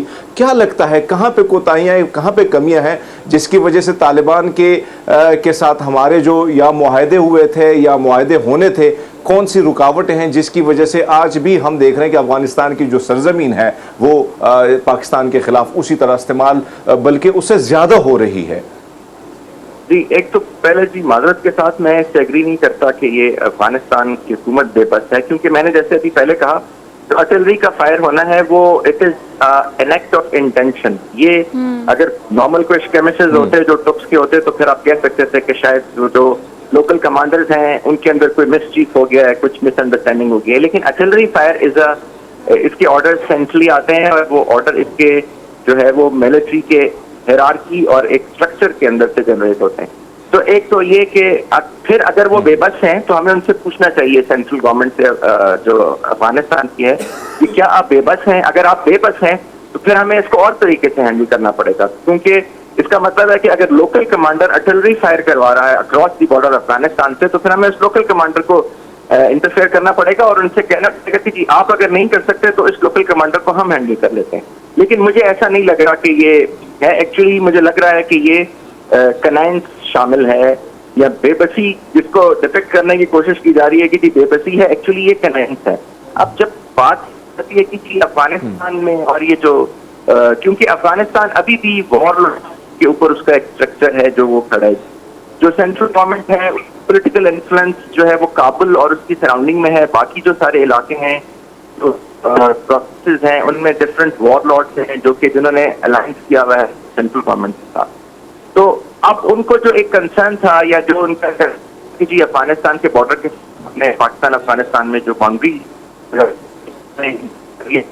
उसका कई दफा जवाब दिया। बहुत सारी जगह हैं जहाँ पे पैसेज के लिए रास्ते हैं, वहाँ पे सहूलत दी हुई है। इवन आज भी 8 से 20 हजार तक अफगान जो लोग हैं वो बगैर इवन बहुत ऑथेंटिक डॉक्यूमेंट्स के भी जो टेम्परेरी परमिशन या उनके साथ भी इवन पाकिस्तान आ जाते हैं और उनको अलाउ किया जाता है। ट्रेड सारी यहाँ से हो रही है, डिफरेंट जगहों से हो रही है, चमन से हो रही है, पेशावर से हो रही है, डिफरेंट जगहों से हो रही है। आई थिंक ये कोई रीजन नहीं है ये कहना कि जी पाकिस्तान जो है वो कुछ उसकी ऐसे मेयर्स हैं जो कि अफगान गवर्नमेंट जो है उससे परटर्ब हो रही है और वो इस तरह की चीजें देखने में आ रही हैं। अगर कोई ऐसी हैं भी और कोई इश्यूज हैं तो उसको डिप्लोमेटिकली बात करनी चाहिए और अफगान गवर्नमेंट को, स्पेशली सेंट्रल गवर्नमेंट जो काबुल में है, क्योंकि फेस तो वही है। और अगर उस फेस से वो लोकल कमांडर अगर वो कहते हैं कि जी हमारे कंट्रोल में नहीं है, तो फिर पाकिस्तान की स्ट्रेटजी जाहिर है डिफरेंट होगी। फिर आप इसका मतलब है कि वो तो एक नो मैन्स लैंड बन गया जो ना अफगानिस्तान के कंट्रोल में है ना पाकिस्तान के। फिर तो पाकिस्तान को कोई और एक्शन लेना पड़ेगा और फिर पाकिस्तान उसमें इंटरनेशनली जस्टिफाइड होगा। आई थिंक ये दोनों तरह से हमें अपना केस बिल्ड करना चाहिए। वन, उनसे पहले डिप्लोमेटिकली बात करनी चाहिए और बताना चाहिए एंड इफ दे से कि जी हमारा कंट्रोल नहीं है, तो फिर इंटरनेशनली इसको रेज करना चाहिए कि जी क्योंकि अफगान गवर्नमेंट का वहाँ पे कंट्रोल नहीं है और उस साइड से हमारे ऊपर आर्टिलरी फायर आ रहा है, उसको अब हम एक डिफरेंट तरीके से डील करेंगे। और फिर I think we should situation और इन पार्लेज और इनमें लोकल कमांडर के साथ जाने की जरूरत नहीं। ठीक है कर्नल साहब, thank you so much, thank you being there. और आपने जितनी भी बातें की सर उसमें हम बार बार इस चीज़ पर एम्फसाइज कर रहे हैं, वो सकूत ढाका हो या IPS हो, कौमें वही होती हैं जो अपनी माजी से हमेशा सबक हासिल करती है या तारीख से। आज मुल्क के जो मौजूदा सूरत हाल है, सियासतदानों की जो सूरत हाल है, अफगानिस्तान के बॉर्डर की जो सूरत हाल है, इसमें हमें क्लियर पिक्चर नज़र आ रही है कि बहुत सारी चीज़ें ऐसी हैं जो कि माजी में या तारीख में हो चुकी हैं। तो उसको रोकने के लिए हमें भी आगे बढ़कर या हमारे मुल्क को बचाने के लिए हमारे मुल्क के लीडरान को आगे बढ़ना बहुत ज़्यादा ज़रूरी है। सुबह भूख लगवा दी है सर सुबह सुबह, लेकिन जो मेकिंग हमने आपको दिखाई है और जो एंड प्रोडक्ट हमने आपको दिखाई है सर, सबसे ज़्यादा मज़े की बात है कि मिट्टी के बर्तन में जो खाना पकाने का और खाने का मज़ा है वो दोनों ही आउट ऑफ द वर्ल्ड है। ये पास ही इस्लामाबाद के हरमीत से पूछते हैं उसने जाया खाया कभी कि नहीं खाया, हरमीत कभी और अगर try नहीं किया? खाया तो हरमीत को जाना चाहिए वहाँ पे। जी हरमीत। वैसे सर हसन अब्दाल तो मैं ज़्यादा रहता हूँ क्योंकि हमारा गुरुद्वारा पंजा साहब वहाँ पे है। हाँ। नहीं खाया मैंने, लेकिन अभी मैं अपने जो कैमरा मैन है जुनैद उससे यही गुफ्तगू कर रहा था कि बहुत अरसा हो गया है कि कहीं ना कहीं अब केपी का टेस्ट बहुत डिफरेंट है थोड़ा सा, फिर पंजाब से, पंजाब का अलग है, सिंध का अलग है, बलूचिस्तान का अलग है। तो जहाँ पे आप पैदा होते हैं, जहाँ आपका वक्त ज़्यादा गुजरा होता है, तो आपकी ख्वाहिश होती है कि वो जो खाने हैं वहाँ के, अक्सर शादियों पे हम जाया करते थे, दावतें होती थी तो थोड़े से डिफरेंट किस्म के देगें जो हैं वो बनती थी और उसमें मुख्तलिफ़ किस्म के जो है वो चिकन अलग तरीके से रोस्ट होता था। तो वो बहुत अरसा हो गया। मैं जुनैद से ये बात, जब ये पैकेज चल रहा था, बड़े मज़े का पैकेज, तो सोने सही बात की कि मुंह में वैसे ही पानी आ जाता है जब देखता है बंदा, क्योंकि 12 बज रहे हैं, सुबह सुबह नाश्ता किया, अब टाइम काफ़ी हो गया है, लेकिन रऊफ साहब ट्राई करना चाहिए ज़रूर, क्योंकि मटके का जो खाना है, मुझे तो खैर मेरी वालदा साहिबा जो है वो कड़ी बनाती थी मटके में, वो शायद आपने भी छक्का गुजरावाला में अगर आप रहे तो ये चीज़ें बड़ी ज़्यादा होती थी। लेकिन अब हम देख रहे हैं कि जिस तरह कल हम जिक्र कर रहे थे चाय का, कि मटके की चाय, इस किस्म की चीज़ें जो आ रही हैं, लेकिन हाँ अब इस्लामाबाद में कहीं ना कहीं आपको मटके वाली बिरयानी जो है वो मिल जाती है। मटके का जो है वो आपको चिकन या जो कढ़ाई है या मटन कढ़ाई है वो मिल जाती है। टेस्ट थोड़ा डिफरेंट होता है, बड़े मज़े का भी होता है। बहरहाल हम उम्मीद यही करते हैं कि बहुत जल्द हरमीत जाएगा हसन अब्दाल अब की बार जब, तो जाके ये कट्टा गोश्त खा के मैं खाऊंगी, अगर मैं जाऊंगी मैं स्पेशली जाऊंगी खाने के लिए, मैं स्पेशली जाऊंगी। नज़दीक हम ही तो है। है सर, खाबों के शौकीन है, हमें जहाँ खाना अच्छा मिलता है हम वहाँ पहुँच जाते हैं, चाहे वो हसन अब्दाल ही क्यों ना हो। इसलिए आई डेफिनेटली विजिट समडे। ठीक है, खैरिक। चलते हैं ब्रेक की तरफ। आधा घंटा हसन अब्दाल से फासला है इस्लामाबाद का, अच्छा, बस। जाना को मुश्किल नहीं है। हाँ, नहीं। बहुत नजदीक ही है बस बिल्कुल। फिर अब हरमीत वहाँ पहुँच जाएंगे, और पता नहीं था, हमने आपको बता दिया, इंक्लूडिंग यू, हमने सबको बता दिया कि इतनी ज़बरदस्त सी डिश आपको हसन अब्दाल से मिल जाएगी। सो क्विक ब्रेक लेते हैं, वापस आते हैं। Keep watching good morning public.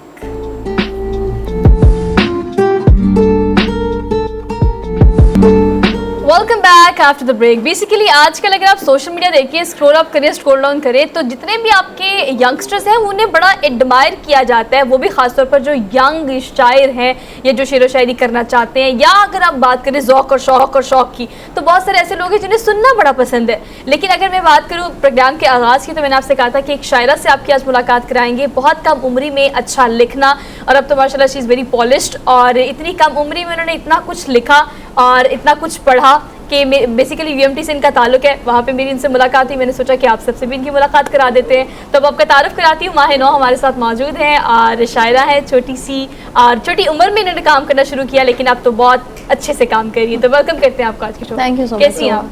मैं बिल्कुल। मैं ना बार बार मेरा फोकस इस पॉइंट पर है कि जब मैं आपसे मिली उस वक्त आपकी उम्र काफी कम थी, उस उम्र से आपने शुरू किया है। अब तो बहुत सारे साल गुजर गए हैं, बहुत कुछ लिखा आपने, मैं ऑन ऑफ देखती रहती हूँ। अब दुरूफ साहब को मैंने भी आपका तारुफ दिया, तो पे आज के दिन की मुनासबत से चूंकि एपीएस की हम बात कर रहे हैं, ऐसे खोते ढाका की हम बात कर रहे हैं, तो हम इससे शुरू कर लेते हैं। कुछ अच्छे से हमें सुनाए, फिर आगे से कंटिन्यू करें। एपीएस का जो सानिहा, मेरा ख्याल है कि आज तक हमारे जहन से वो दाग, वो दर्द, वो तकलीफ़ वो मिट नहीं सकी, और मेरा ख्याल है कि रहती दुनिया तक ये तकलीफ़ एक ऐसी तकलीफ़ है जो रहेगी। बिल्कुल ऐसे। इसी मुनासबत से मैंने एक नज़म लिखी थी जिसका उन्वान है रोशनी, और ये उन तमाम बच्चों के नाम है जो हमारे दरमियान नहीं हैं लेकिन हमारे दरमियान हमेशा मौजूद रहेंगे। नज़म का उन्वान है रोशनी। सानिहों में उल्टी हैं, बस्तियां भी उजड़ी हैं, लोग भूल जाते हैं, सरकशी बला की है, रहबरी कफस में है, अंबिया के कातिल लोग फैल फैल हंसते हैं, जन्नतों के शहजादे बूंद को तरसते हैं, ना घर हुकूमत के मुमलिकत को डसते हैं, रोशनी से निकले जो लौट कर वो आएंगे, छोड़ गए हैं वो हमको, हम मगर बुलाएंगे, कोई खूरेजी की जंग आके क्यों ना रोके है, सानिहों के बादल क्यों बेबहा बरसते हैं, सानिहा नवीसी पर बात फिर वो याद आई, बात उस फरिश्ते की आदमी फसादी है, ना कोई ये हादी है, रोशनी जो खुल जाए बंद काले कमरे में, झूठ सब बयां होंगे, रंग जितने चेहरों पर सब स्याहदा होंगे, फिर वही समा होगा जब किसी फिजा का रंग सुर्ख आंखें देता है, फूल नीले पड़ जाएं ऐसा जख्म देता है, याद फिर वो आता है कोई ठीक बोला था आदमी फसादी है, हाँ नहीं ये मोमिन पर बनता एक जहादी है। अब तो फिर नवंबर है, गुजरी जो दिसंबर थी, करबलाए सानी के सानहे से गुजरी थी।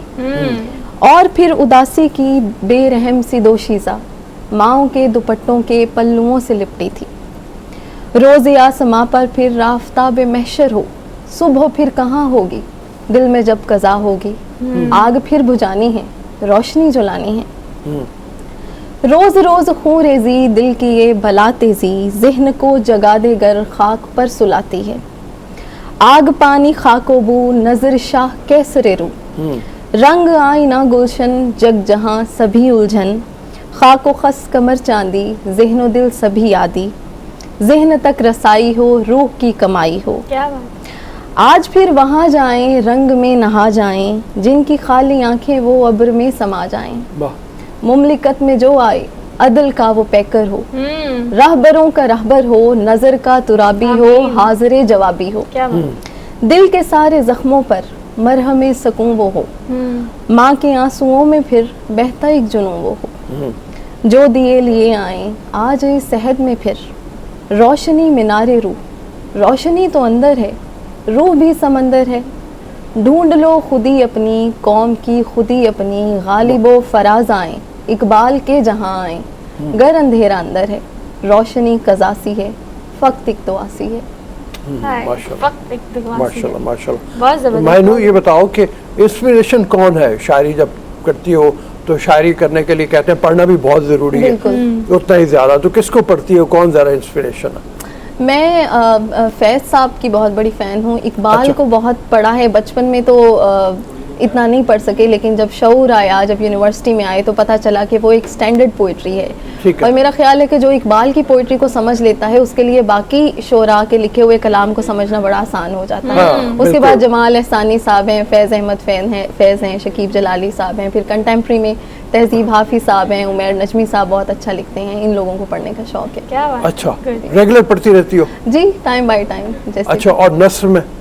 नसरी नज़में मैं बहुत कम लिखती हूँ, गज़ल पे मेरा फोकस ज़्यादा है। ठीक है। गज़ल नहीं, में वैसे मैंने कहा नस्र में पढ़ने के लिए कोई चीज़, कोई मज़ामीन, कोई मतलब जो नौजवानों के लिए आपको देख के बड़ी इंस्पिरेशन होती होगी, जी। तो जब आप लोगों को बताएंगी तो वो मतलब होगा, वो भी उतना भी ज़रूरी है, उतना पढ़ना। सर जैसे आपने बात की, हमारे यहाँ रीडिंग नहीं होती, पढ़ा नहीं जाता। और पढ़े बगैर मेरा ख्याल है जब तक आप वेल इन्फॉर्म्ड नहीं होते, ना आप अच्छा बोल सकते हैं, ना आप अच्छा सोच सकते हैं, ना आप अच्छा लिख सकते हैं। बिल्कुल तो सही। लिखने के लिए, सोचने के लिए आपको वेल इन्फॉर्म्ड होना बहुत ज़रूरी है। उसके लिए आप चाहे आप नॉविस भी हैं तो आप बहुत बेसिक उर्दू से भी शुरू कर सकते हैं, नॉवल शुरू कर लें, आपका जिसमें इंटरेस्ट है। मैं खुद इंग्लिश लिटरेचर पढ़ाती हूँ, तो मैं तो अपने स्टूडेंट्स को सिर्फ इंग्लिश लिटरेचर पढ़ने का नहीं कहती, मैं तो उनको उर्दू नॉवल भी रिकमेंड करती हूँ साइड बाय ठीक है, साइड। ठीक है। पढ़ाती हैं माशाल्लाह आप, मतलब मेरा ख्याल था अभी छोटी हैं आप। हरमीत मतलब हमारे साथ मौजूद है और इस्लामाबाद से हैं। और हरमीत, आपने सुना कि कितना ज़बरदस्त सा उन्होंने इस नज़्म को, पूरी पिक्चर को डिपिक्ट करने की उन्होंने कोशिश की, और क्या ज़बरदस्त है। बिल्कुल, बहुत बहुत अच्छे तरीके से, और लग भी रहा है मानूर वैसे तो बातें बड़ी मज़े की कर रही है, शायरी भी बड़ी मज़े की, और वैसे भी आपने शुरुआत में बड़ी इनका जो तारुफ कराया था, हम भी बड़े बेताब थे इनको सुनने के लिए। मानूर, एक चीज़ जो आप जिक्र कर रही हैं कि कहीं ना कहीं शौक़ हर शख्स का होता है। बहुत सारे लोग, नौजवान जो हैं वो आते हैं, हमारी फील्ड में आना चाहते हैं, कुछ लोग जो है वो शायरी की तरफ जाना चाहते हैं। लेकिन सबसे बड़ा मसला क्या है जो हमारी फील्ड में है? मैं अपनी फील्ड की बात करूँ तो जब मैं किसी यूनिवर्सिटी जाता हूँ लेक्चर के लिए तो पूछता हूँ कि भाई आज की अखबार कोई पढ़ी, तो वहाँ से नफ़ी में ही इशारा मिलता है।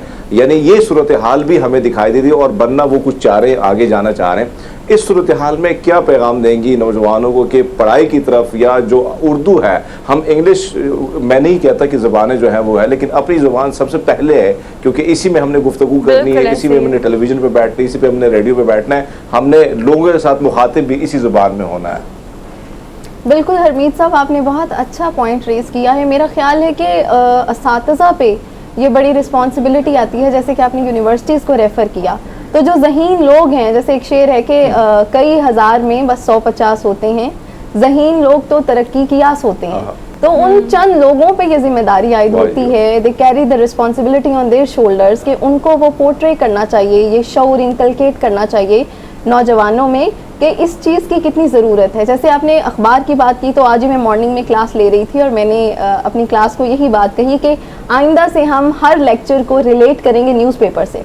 तो मेरा ख्याल है कि थोड़ा सा एम्फोसिस अगर टीचर इस पे दे तो ऐसा हो नहीं सकता कि बच्चा अगले दिन न्यूज़पेपर पढ़ के ना आए, जब उसे पता है उसने असेस होना है उस पर। मतलब एक बहुत चीज़ जो हरमीत ने जैसे उठाई है वो बहुत इम्पोर्टेंट ये होता है कि जब आप एंकरिंग कर रहे हो या आपको शौक हो न्यूज़ का या किसी महफिल में भी बात कर रहे हो तो आपका तलफ़ुज़ बड़ा अच्छा हो। बिल्कुल। और तलफ़ुज़ आपका अच्छा होता है जिस वक्त आप शायरी में ख़ास तौर पे औज़ान का ख्याल रखते हैं, पढ़ते हुए बड़ा मतलब एक्सप्रेशन का आपको ख्याल रखना पड़ता है। मैं ऐसे आपको याद दिलाता हूँ मुनीर न्याज़ी के एक नज़्म, और वहाँ से फिर आगे आपकी बात की तरफ चलेंगे कि सितारे जो दमकते हैं किसी की चश्मे हैरा में, मुलाकातें जो होती हैं जमाले अब्रो बारा में, ये नाबाद वक्तों में दिले नाशाद में होगी, मोहब्बत अब नहीं होगी, ये कुछ दिन बाद में होगी, गुजर जाएंगे जब ये दिन ये इनकी याद में होगी। तो इस तरीके से मतलब आपको अच्छी शायरी पढ़ना और तलफ़ुज़ में अच्छे के साथ पढ़ना कितना ज़्यादा ज़रूरी हो जाता है फिर मतलब। अच्छा, इससे नहीं सवाल ऐड कर ले, जस्टिस करना, इस बात का मकसद ये है, अब्दुल रऊफ साहब ने जो बात पूछी इसका मकसद ये कि आजकल नौजवान ज़ौक़ भी रखते हैं, शौक भी रखते हैं सुनने की हद तक, लिखने की बारी आती है तो हम काफ़ी दफ़ा कुछ ज़्यादतियाँ भी कर देते हैं। तो ये तलफ़ुज़, अदायगी, हर चीज़ का ख्याल रखना ये कितना ज़रूरी हो जाता है? सर ने जिस तरह बात की तो पहले मैं उसको एड्रेस करती चलूँ कि मेरा ख्याल है कि कई दफ़ा हम अच्छा लिख भी लें तो अदायगी नहीं कर पाते उस तरह से। तो मेरा ख्याल है कि चीज़ जितनी मर्जी अच्छी आप रेसिपी बना लें, जब तक उसकी प्रेजेंटेशन अच्छी नहीं होगी जो लोगों के सामने जानी है, तो आपकी रेसिपी को उस तरह से ग्रेड नहीं किया जा सकेगा। जैसे हम टीचिंग में कोई पेपर आता है तो उसका एक्सप्रेशन काउंट होता है। अगर कंटेंट दोनों का बहुत अच्छा है तो फिर हम एक्सप्रेशन एक अगला स्टैंडर्ड है जिस पे हम मेजर करते हैं कि किसको कितना ग्रेड देना है। तो एक्सप्रेशन बहुत इंपॉर्टेंट है, राइम, रिदम, मीटर, म्यूजिकलिटी, इन सब चीज़ों का, रदीफ, काफिया, इन सब का ध्यान रखना बहुत ज़रूरी है। और स्पेसिफिकली अदायगी के वक्त आपको पता होता है कि आपने लिखा है, इसका क्या थीम था। अब शायरी में हम कोई समझा नहीं सकते, एक्सप्लेन नहीं कर सकते कि हाँ हम ये बोल रहे हैं, तो वो हम सिर्फ अपने एक्सप्रेशन से और अपनी अदायगी से बयान कर सकते हैं कि ये हमारा सवाल है शायरी में, ये हम इन्फॉर्म कर रहे हैं, इस चीज़ में एम्फोसिस दे रहे हैं, जिनको हम सिलेबल पैटर्न्स भी इंग्लिश में कहते हैं, स्ट्रेस्ड और अनस्ट्रेस्ड सिलेबल्स, उन पे स्ट्रेस दे के अपने एक्सप्रेशन के थ्रू, अपनी अदायगी के थ्रू से कर सकते हैं। जहाँ तक मैडम आपने बात की तो मेरा ख्याल है कि शौक़ जो है वो सब में होता है, लेकिन सिर्फ शौक़ की हद तक इसे नहीं रखना चाहिए। अगेन वही बात कि रीडिंग पे मैं एम्फोसिस दूंगी, जितनी ज़्यादा आप रीडिंग करते हैं आपके थिंकिंग पैटर्न्स उतने पॉलिश होते जाते हैं, उतनी ज़्यादा आपकी वोकैबुलरी अच्छी होती जाती है, और जब आप वेल इन्फॉर्म्ड हैं, जहन में हर चीज़ क्लियर है, only then you can portray the best. अच्छा, कुछ और सुनाइए, कुछ और सुनते हैं। मतलब गज़ल लिखती हैं और माशाल्लाह बहुत अच्छी लिखती हैं, तो गज़ल में कुछ सुनाते हैं। एक गज़ल मैंने रिसेंटली लिखी थी, मैं वो आपसे सुनाती हूँ, क्योंकि नौजवानों के लिए शायरी जो है आजकल करना एक और है, जो एक इन्फॉर्म्ड शायरी होती है वो कुछ और है। तो नौजवानों के लिए, मुशायरों के लिए शायरी लिखते हुए हमें थोड़ा सा किसी और पैटर्न पे जाना पड़ता है। तो एक गज़ल लिखी थी कि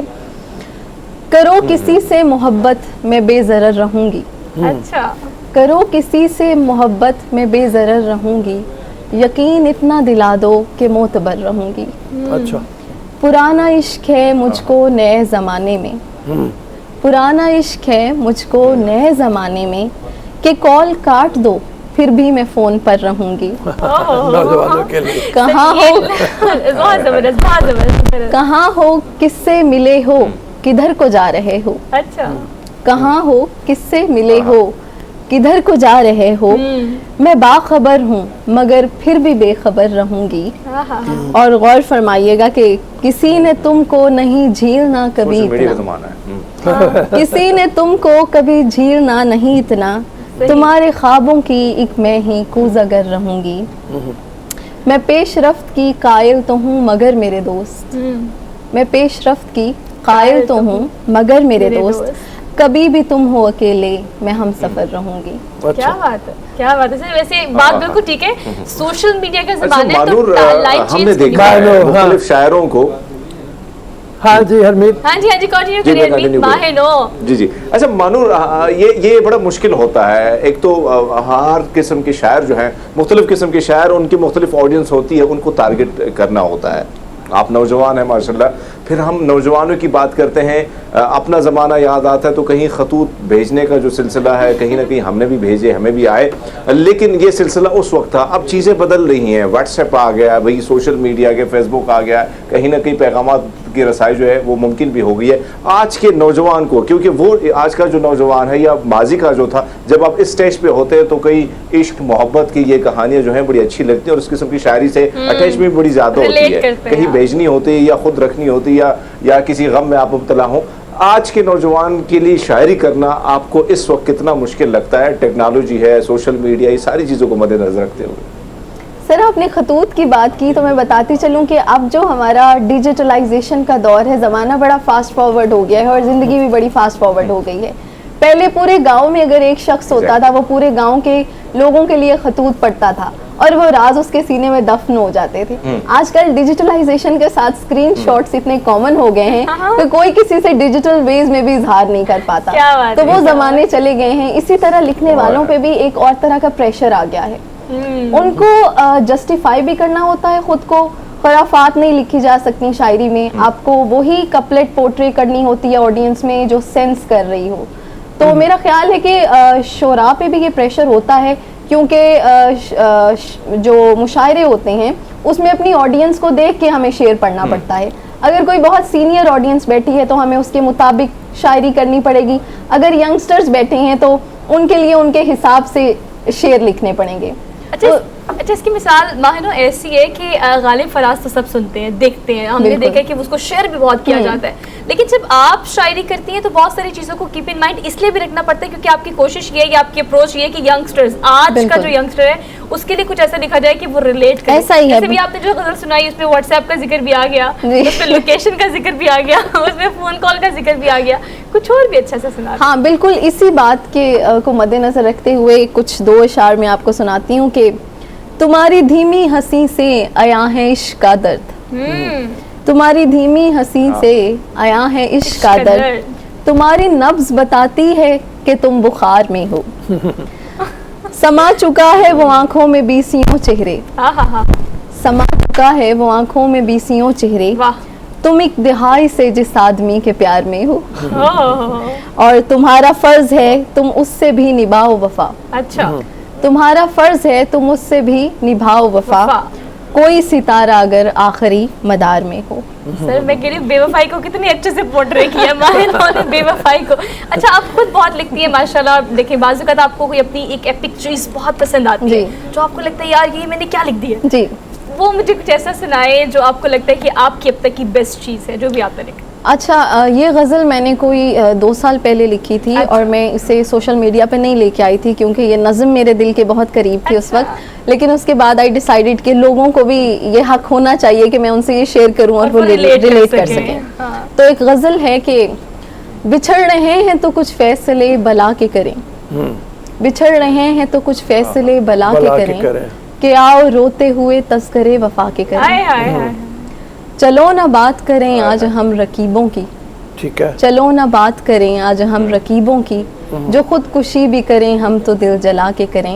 और गौर फरमाइएगा कि किया था हमने कबूले जुनूबी आंखों से, किया था हमने कबूले जुनूबी आंखों से, सो आज तर्क जुनूबी नजर मिला के करें। अच्छा, वाह। और अगला शेर है कि करीब आने की बातें थी फासिलों से, मगर ये दूर जाने की बातें करीब आके करें। तुम ही कहो कि मोहब्बत करेगा हमसे कोई, तुम ही कहो कि मोहब्बत करेगा हमसे कोई, सभी से तज़किरे तेरे जो इंतहा के करें। पिला चुके हैं मोहब्बत को अपना सारा लहू, अब अपनी राख हवाले किसी हवा के करें। और आखिरी शेर है कि हम आपके रूह की परवाज से न घबराएं, हम आपके रूह की परवाज से न घबराएं, हम आपके इश्क गजल हस्तियां मिटा के करें। हाय हाय हाय, क्या बात है, गुड वन गुड वन, मुझे बहुत पसंद है। मुझे उम्मीद है कि मेरी प्रोड्यूसर को बहुत पसंद है। हम हमेशा जो हम बैठे होते हैं या आसपास के जो शायर और शायर मिलते हैं तो हमें एक चीज़, हमारा ख्याल ऐसा होता है कि शायद ये जो शायरा है, ये जो शायर है, कहीं ना कहीं दिल पे चोट खाई है, कोई डर है जिसकी से मुब्तला होकर वो शायर बना है। तो क्या दिल पे कोई चोट लगी है? अब ये बहुत पर्सनल सवाल है और आजकल क्योंकि बड़ा पॉलिटिकल सा दौर चल रहा है तो मेरा जवाब भी बड़ा पॉलिटिकल जरूरी नहीं है सर ये वैसे हरमीत साहब ये जरूरी नहीं है कि दिल पे चोट लगी हो तो दर्द बाहर आए और ये भी जरूरी नहीं है कि हमेशा दिल पे चोट मोहब्बत की वजह से या दिल टूटने की वजह ये हो। कई बार जो लोग बहुत सेंसिटिव होते हैं हो सकता है कि मैंने किसी का दिल टूटते हुए देखा हो और मैंने वो चीज महसूस कर ली वहाँ पे तो कई बार ऐसा भी होता है इसलिए मैं ज़रूरी नहीं समझती कि अगर आपका दिल टूटा ही है तो आप पे शायरी का नज़ूल होगा। मेरा ख्याल है कि it's a spontaneous flow of emotions, ठीक है, जैसे लिटरेचर में कहा जाता है। जैसे जवाब देने लगे आपने जो पूछा है ना उसका इनडायरेक्टली माहिनो ने जवाब दिया है, वो आपने सुना नहीं है लेकिन जवाब दिया। लेकिन ये बात तो बिल्कुल रिलेट करने वाली है माहिनो कि आप किसी के दर्द या तकलीफ या मोहब्बत या इश्क को महसूस करें तो महसूस तो आप अपने अंदर कर रहे हैं, बिल्कुल एहसास तो आपके अंदर है, वो एहसास आपके अंदर या तो जीता है या मरता है, बिल्कुल महसूस करते हैं। इसके अलावा अब चूंकि इंग्लिश लिटरेचर पढ़ाती हैं, उर्दू शायरी करती हैं, ये दो मुख्तलिफ चीज़ें हैं लेकिन आप इसे पैरेलल साथ लेके चल रही हैं। चूंकि यूएमटी से आपका ताल्लुक है, आप वहाँ पढ़ा रही हैं, तो अब शेर व शायरी जो करने का शौक रखते हैं उनको सीखने का भी बहुत शौक होता है। बहुत सारे स्टूडेंट्स आपसे कहते होंगे सर या तो कुछ सुना दे, या तो कुछ सुना दे या सिखा दे, सिखाती भी है या फिर बस करती है? बिल्कुल, हमारे डिपार्टमेंट में, department of English and literary studies में हमें कोर्सेज ही हमारे इंटरेस्ट को देख के असाइन किए जाते हैं और जिस चीज़ को मैं बड़ा अप्रिशिएट करती हूँ। हमारी एक्सपर्टीज़ को पहले जांचा जाता है। अगर I am good at poetry तो मुझे पोइट्री के कोर्सेज मिले लास्ट सेमेस्टर और मैंने बच्चों को पोइट्री पढ़ाई भी और सिखाई भी और उनके फाइनल एग्जाम में उनका एक पोर्शन क्रिएटिविटी का था जिन्होंने खुद हाइकू पोएम्स उसमें लिखी थी। Haiku poems basically 3 lines poem होती है जिसमें हम 5-7-5 सिलेबल स्कीम्स फॉलो करते हैं और बच्चों ने बड़े अच्छे से वो जापानीज प्रॉपर जो मास्टर बाशु के पैटर्न्स थे उनको फॉलो करके हाइकू पोएम्स लिखी थी। मतलब दुनिया जहान के लिटरेचर से भी मुतारिफ करा रही है। आपने कह दिया जापानीज, तो जाहिर है मैं उसको दोहराता हूँ कि हाइकू जापानीज की टर्म है, वो इस्तेमाल करते हैं, वो सिन्फ है रादर जिसमें वो इस्तेमाल करते हुए उस तरीके से चलते हैं। बिल्कुल ऐसे ही है सर। तो कितना बच्चे शौक से उन्होंने पढ़ी भी होगी ज़्यादा पहले हाइकू उसको लिखने के लिए? जी बिल्कुल सर, हमने क्लास में एक्टिविटीज़ की जिसमें मैंने उनको सिलेबल पैटर्न सिखाए। उसमें हमने क्लैपिंग स्कीम, चिन टेक्निक, फिंगर टेक्निक सारी यूज़ करके उनको पहले सिलेबल काउंट सिखाया मैंने। उसके बाद हम थीम्स पे आए कि थीम्स कौन से हो सकते हैं, इसमें पैराडॉक्सिकल स्टेटमेंट्स होती हैं लाजमी इसमें, वो उसका हमने यूज़ सीखा। और उसके बाद इन सब टेक्निक्स को इंटरेस्टिंगली करने के बाद स्टूडेंट्स इस लेवल पे आ गए थे कि वो एक जो 3 लाइन पोएम है वो क्रिएट कर सके and they happily did it. अच्छा, अब दौर जो आ गया है मतलब शायरी में थोड़ा सा टेक्निकल उसको मतलब अगर देखा जाए तो क्लासिकल था जिसमें इकबाल आखिरी फैज साहब आखिरी आदमी समझे जाते हैं क्लासिकल के। उसके बाद थोड़ी सी तब्दीलियाँ आ गई हैं, मॉडर्न आ गया, पोस्ट मॉडर्न आ गया। तो इसमें भी बच्चों को बता रही हैं आप या मतलब इसमें तजर्बे कर रही हैं खुद भी? बिल्कुल सर, मुझे लगता है कि अभी जो कंटेम्प्रेरी शोरा लिख रहे हैं, आपने देखा होगा साइंस फिक्शन का इस्तेमाल बड़ी खूबसूरती से किया जाने लगा है। जैसे सोहेब मुगीरा साहब हैं, पोएम लिखने के बेताज बादशाह हैं। उसके बाद उमैर नजमी साहब हैं, उनकी भी गज़लों में हमें फ़िज़िक्स के कॉन्सेप्ट्स मिलते हैं। तो मेरा ख्याल है कि शोरा ने इस चीज़ को बड़े अच्छे से एब्जॉर्ब किया है, वो वेल इन्फॉर्म्ड है और फिर वही चीज़ क्योंकि वो लिटरेचर से इन टच हैं, वो पढ़ रहे हैं, जो डिस्कवरीज हो रही हैं, जो कॉन्सेप्ट्स आ रहे हैं उसको वो पोर्ट्रे कर रहे हैं अपनी शायरी में। तो मेरा ख्याल है कि स्टूडेंट्स में भी इस चीज़ की इनकलकेशन बड़ी ज़रूरी है कि उनको भी वेल इन्फॉर्म्ड रखे टीचर। और जो कि आप बहुत अच्छे से कर रही हैं। Appreciation from my side, from good morning public as well. Thank you so much माहिनो फॉर बीइंग हियर। बहुत मजा आया, इसको हम मजीद सेगमेंट को प्रोलॉन्ग कर सकते थे, बहुत दिल कर रहा है मेरा शायरी सुनने का, लेकिन चलिए नेक्स्ट टाइम के लिए रखते हैं। फिलहाल आपसे लेते हैं इजाजत, एक ब्रेक के लिए वापस आते हैं। Keep watching good morning public. Welcome back after the break. So basically we are living in 21st century, the era of technology and we have everything on a single click. लेकिन ये click जो है कुछ लोग बड़ा शानदार करते हैं, मेमोरी जो है वो सेव कर लेते हैं for the rest of your life. तो ये काम आजकल सोशल मीडिया पे बहुत ज़्यादा किया जा रहा है। I am just talking about photography, videography और इस तरह की बहुत सारी चीज़ें जो कि शादी पे बहुत ट्रेंड में है आजकल। हम आपकी मुलाकात कराते हैं फैज़ान अशरफ से और फैज़ी स्टूडियो के नाम से इनका पेज है इंस्टाग्राम पर। इसके अलावा ये मिलियन फॉलोअर्स के साथ बहुत सारे लोगों की मेमोरीज जो है वो सेव करते हैं। तो आपको वेलकम कहते हैं फैज़ान आज के शो में। थैंक यू सो मच जी, अल्हम्दुलिल्लाह। Thank you so much for being here, good to see you. और इस्लामाबाद से आप तशरीफ लाए हैं यहाँ पर। आप कैसे मतलब इवेंट्स जब होते हैं तो वो इस्लामाबाद, लाहौर, कराची हर जगह पे होते हैं, कब से फोटोग्राफी कर रहे हैं और कैसा जा रहा है? जी मेरा जो है 9 ईयर्स से एक्सपीरियंस है और मैंने स्टार्ट किया था प्रोफेशनल वेडिंग फोटोग्राफी से, साथ साथ फिर अभी तकरीबन मुझे जो है 9 इयर्स हो गए हैं प्रोफेशनल इस चीज़ को ना रिकॉर्डिंग करते हुए। तो माशाल्लाह से हमारा जितने भी हमने वीडियोस डाली, अच्छा जितना भी हमने कंटेंट अपना क्रिएट किया है, तो बहुत ज़्यादा हमें उसमें फॉलोइंग मिली है, रीच मिली है। तो अभी माशाल्लाह से हमारा पाकिस्तान नंबर 1 पे जो है, टिकटॉक भी हमारे 2.5 मिलियन जो चल रहे हैं। That's really पाकिस्तान का जो फर्स्ट है वो अब हमें टाइटल मिला हुआ है इसका। अच्छा, ये मिलियन तो ये फॉलोअर्स आप जो शादी से आप शुरू हुए, अभी आप समझते हैं आपकी कामयाबी के पीछे राज क्या है? क्या चीज़ ऐसी है जो स्पेशल आप करते हैं?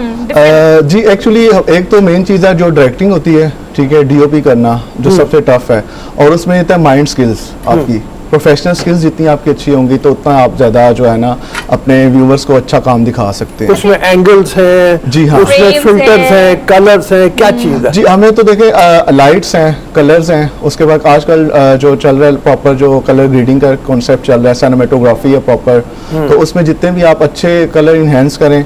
तो मेरे तो अभी नॉर्मली जो जितने भी क्लाइंट्स हैं वो माशाल्लाह से मेरे मोबाइल पे हमारी रील्स पे खुश हो जाते हैं कि जी आप आ गए हैं, बस आप बेशक क्लिक्स ना करें, हमें रील्स अच्छा, दे ये दें। सर, ये जो रिलाई करने वाला सीन है ना शादी वाले दिन, अगर I am talking about my self ना, तो जी। कोई ऐसा बंदा आपको मिल जाए कि लगे यार ये सब कवर कर लेगा, एवरी हैपनिंग जो आपकी Happening। शादी पे हो रही है वो कवर कर लेगा, तो बंदे को सुकून हो जाता है। जी, जी। लेकिन मुझे फैजान ये बताएं कि आजकल चीजें बहुत मुख्तलिफ ट्रेंड में है। बहुत सारे शूट्स आपने देखे हैं, कोई गधे के साथ करा रहा होता है, कोई आप स्कर्दू जाके बर्फ के Shootings पहाड़ हो पे रही इस हैं। तरह से हो रहा जी होता है ना, हाँ। मतलब हर किसी की कोशिश होती है कि शादी का शूट डिफरेंट किया Different किया जाए। जाए। क्या इसी को डायरेक्शन कहते हैं? नहीं एक्चुअली जो प्रॉपर अगर वेडिंग्स का वो तो थीम पे डिपेंड करता है, उनके अपना थीम है। अब जैसे लास्ट में अभी एक हमारे वायरल हुआ था कपल, ठीक है, तो अब आपकी अपनी नेचर पे डिपेंड करता है। लेकिन मोस्टली आजकल जो नॉर्मली चल रहा है शूट्स वो चल रहे हैं, आउटडोर शूट्स चल रहे हैं। तो आउटडोर शूट्स में अब आपको जितने भी हम लोग शूट्स कर रहे हैं उसमें यह कि प्रॉपर लोकेशन होती है, तो उस पर आपको ऑन सेट क्लाइंट ने बुक किया होता है कि जी हमारे यहाँ पे आपने शूट्स करना है। अच्छा। तो वो आजकल जो क्लाइंट की जो है ना Requirement होती है। रिक्वायरमेंट है उसके ऊपर ही हमें फिर जाना पड़ता है। अच्छा, हरमीत, तो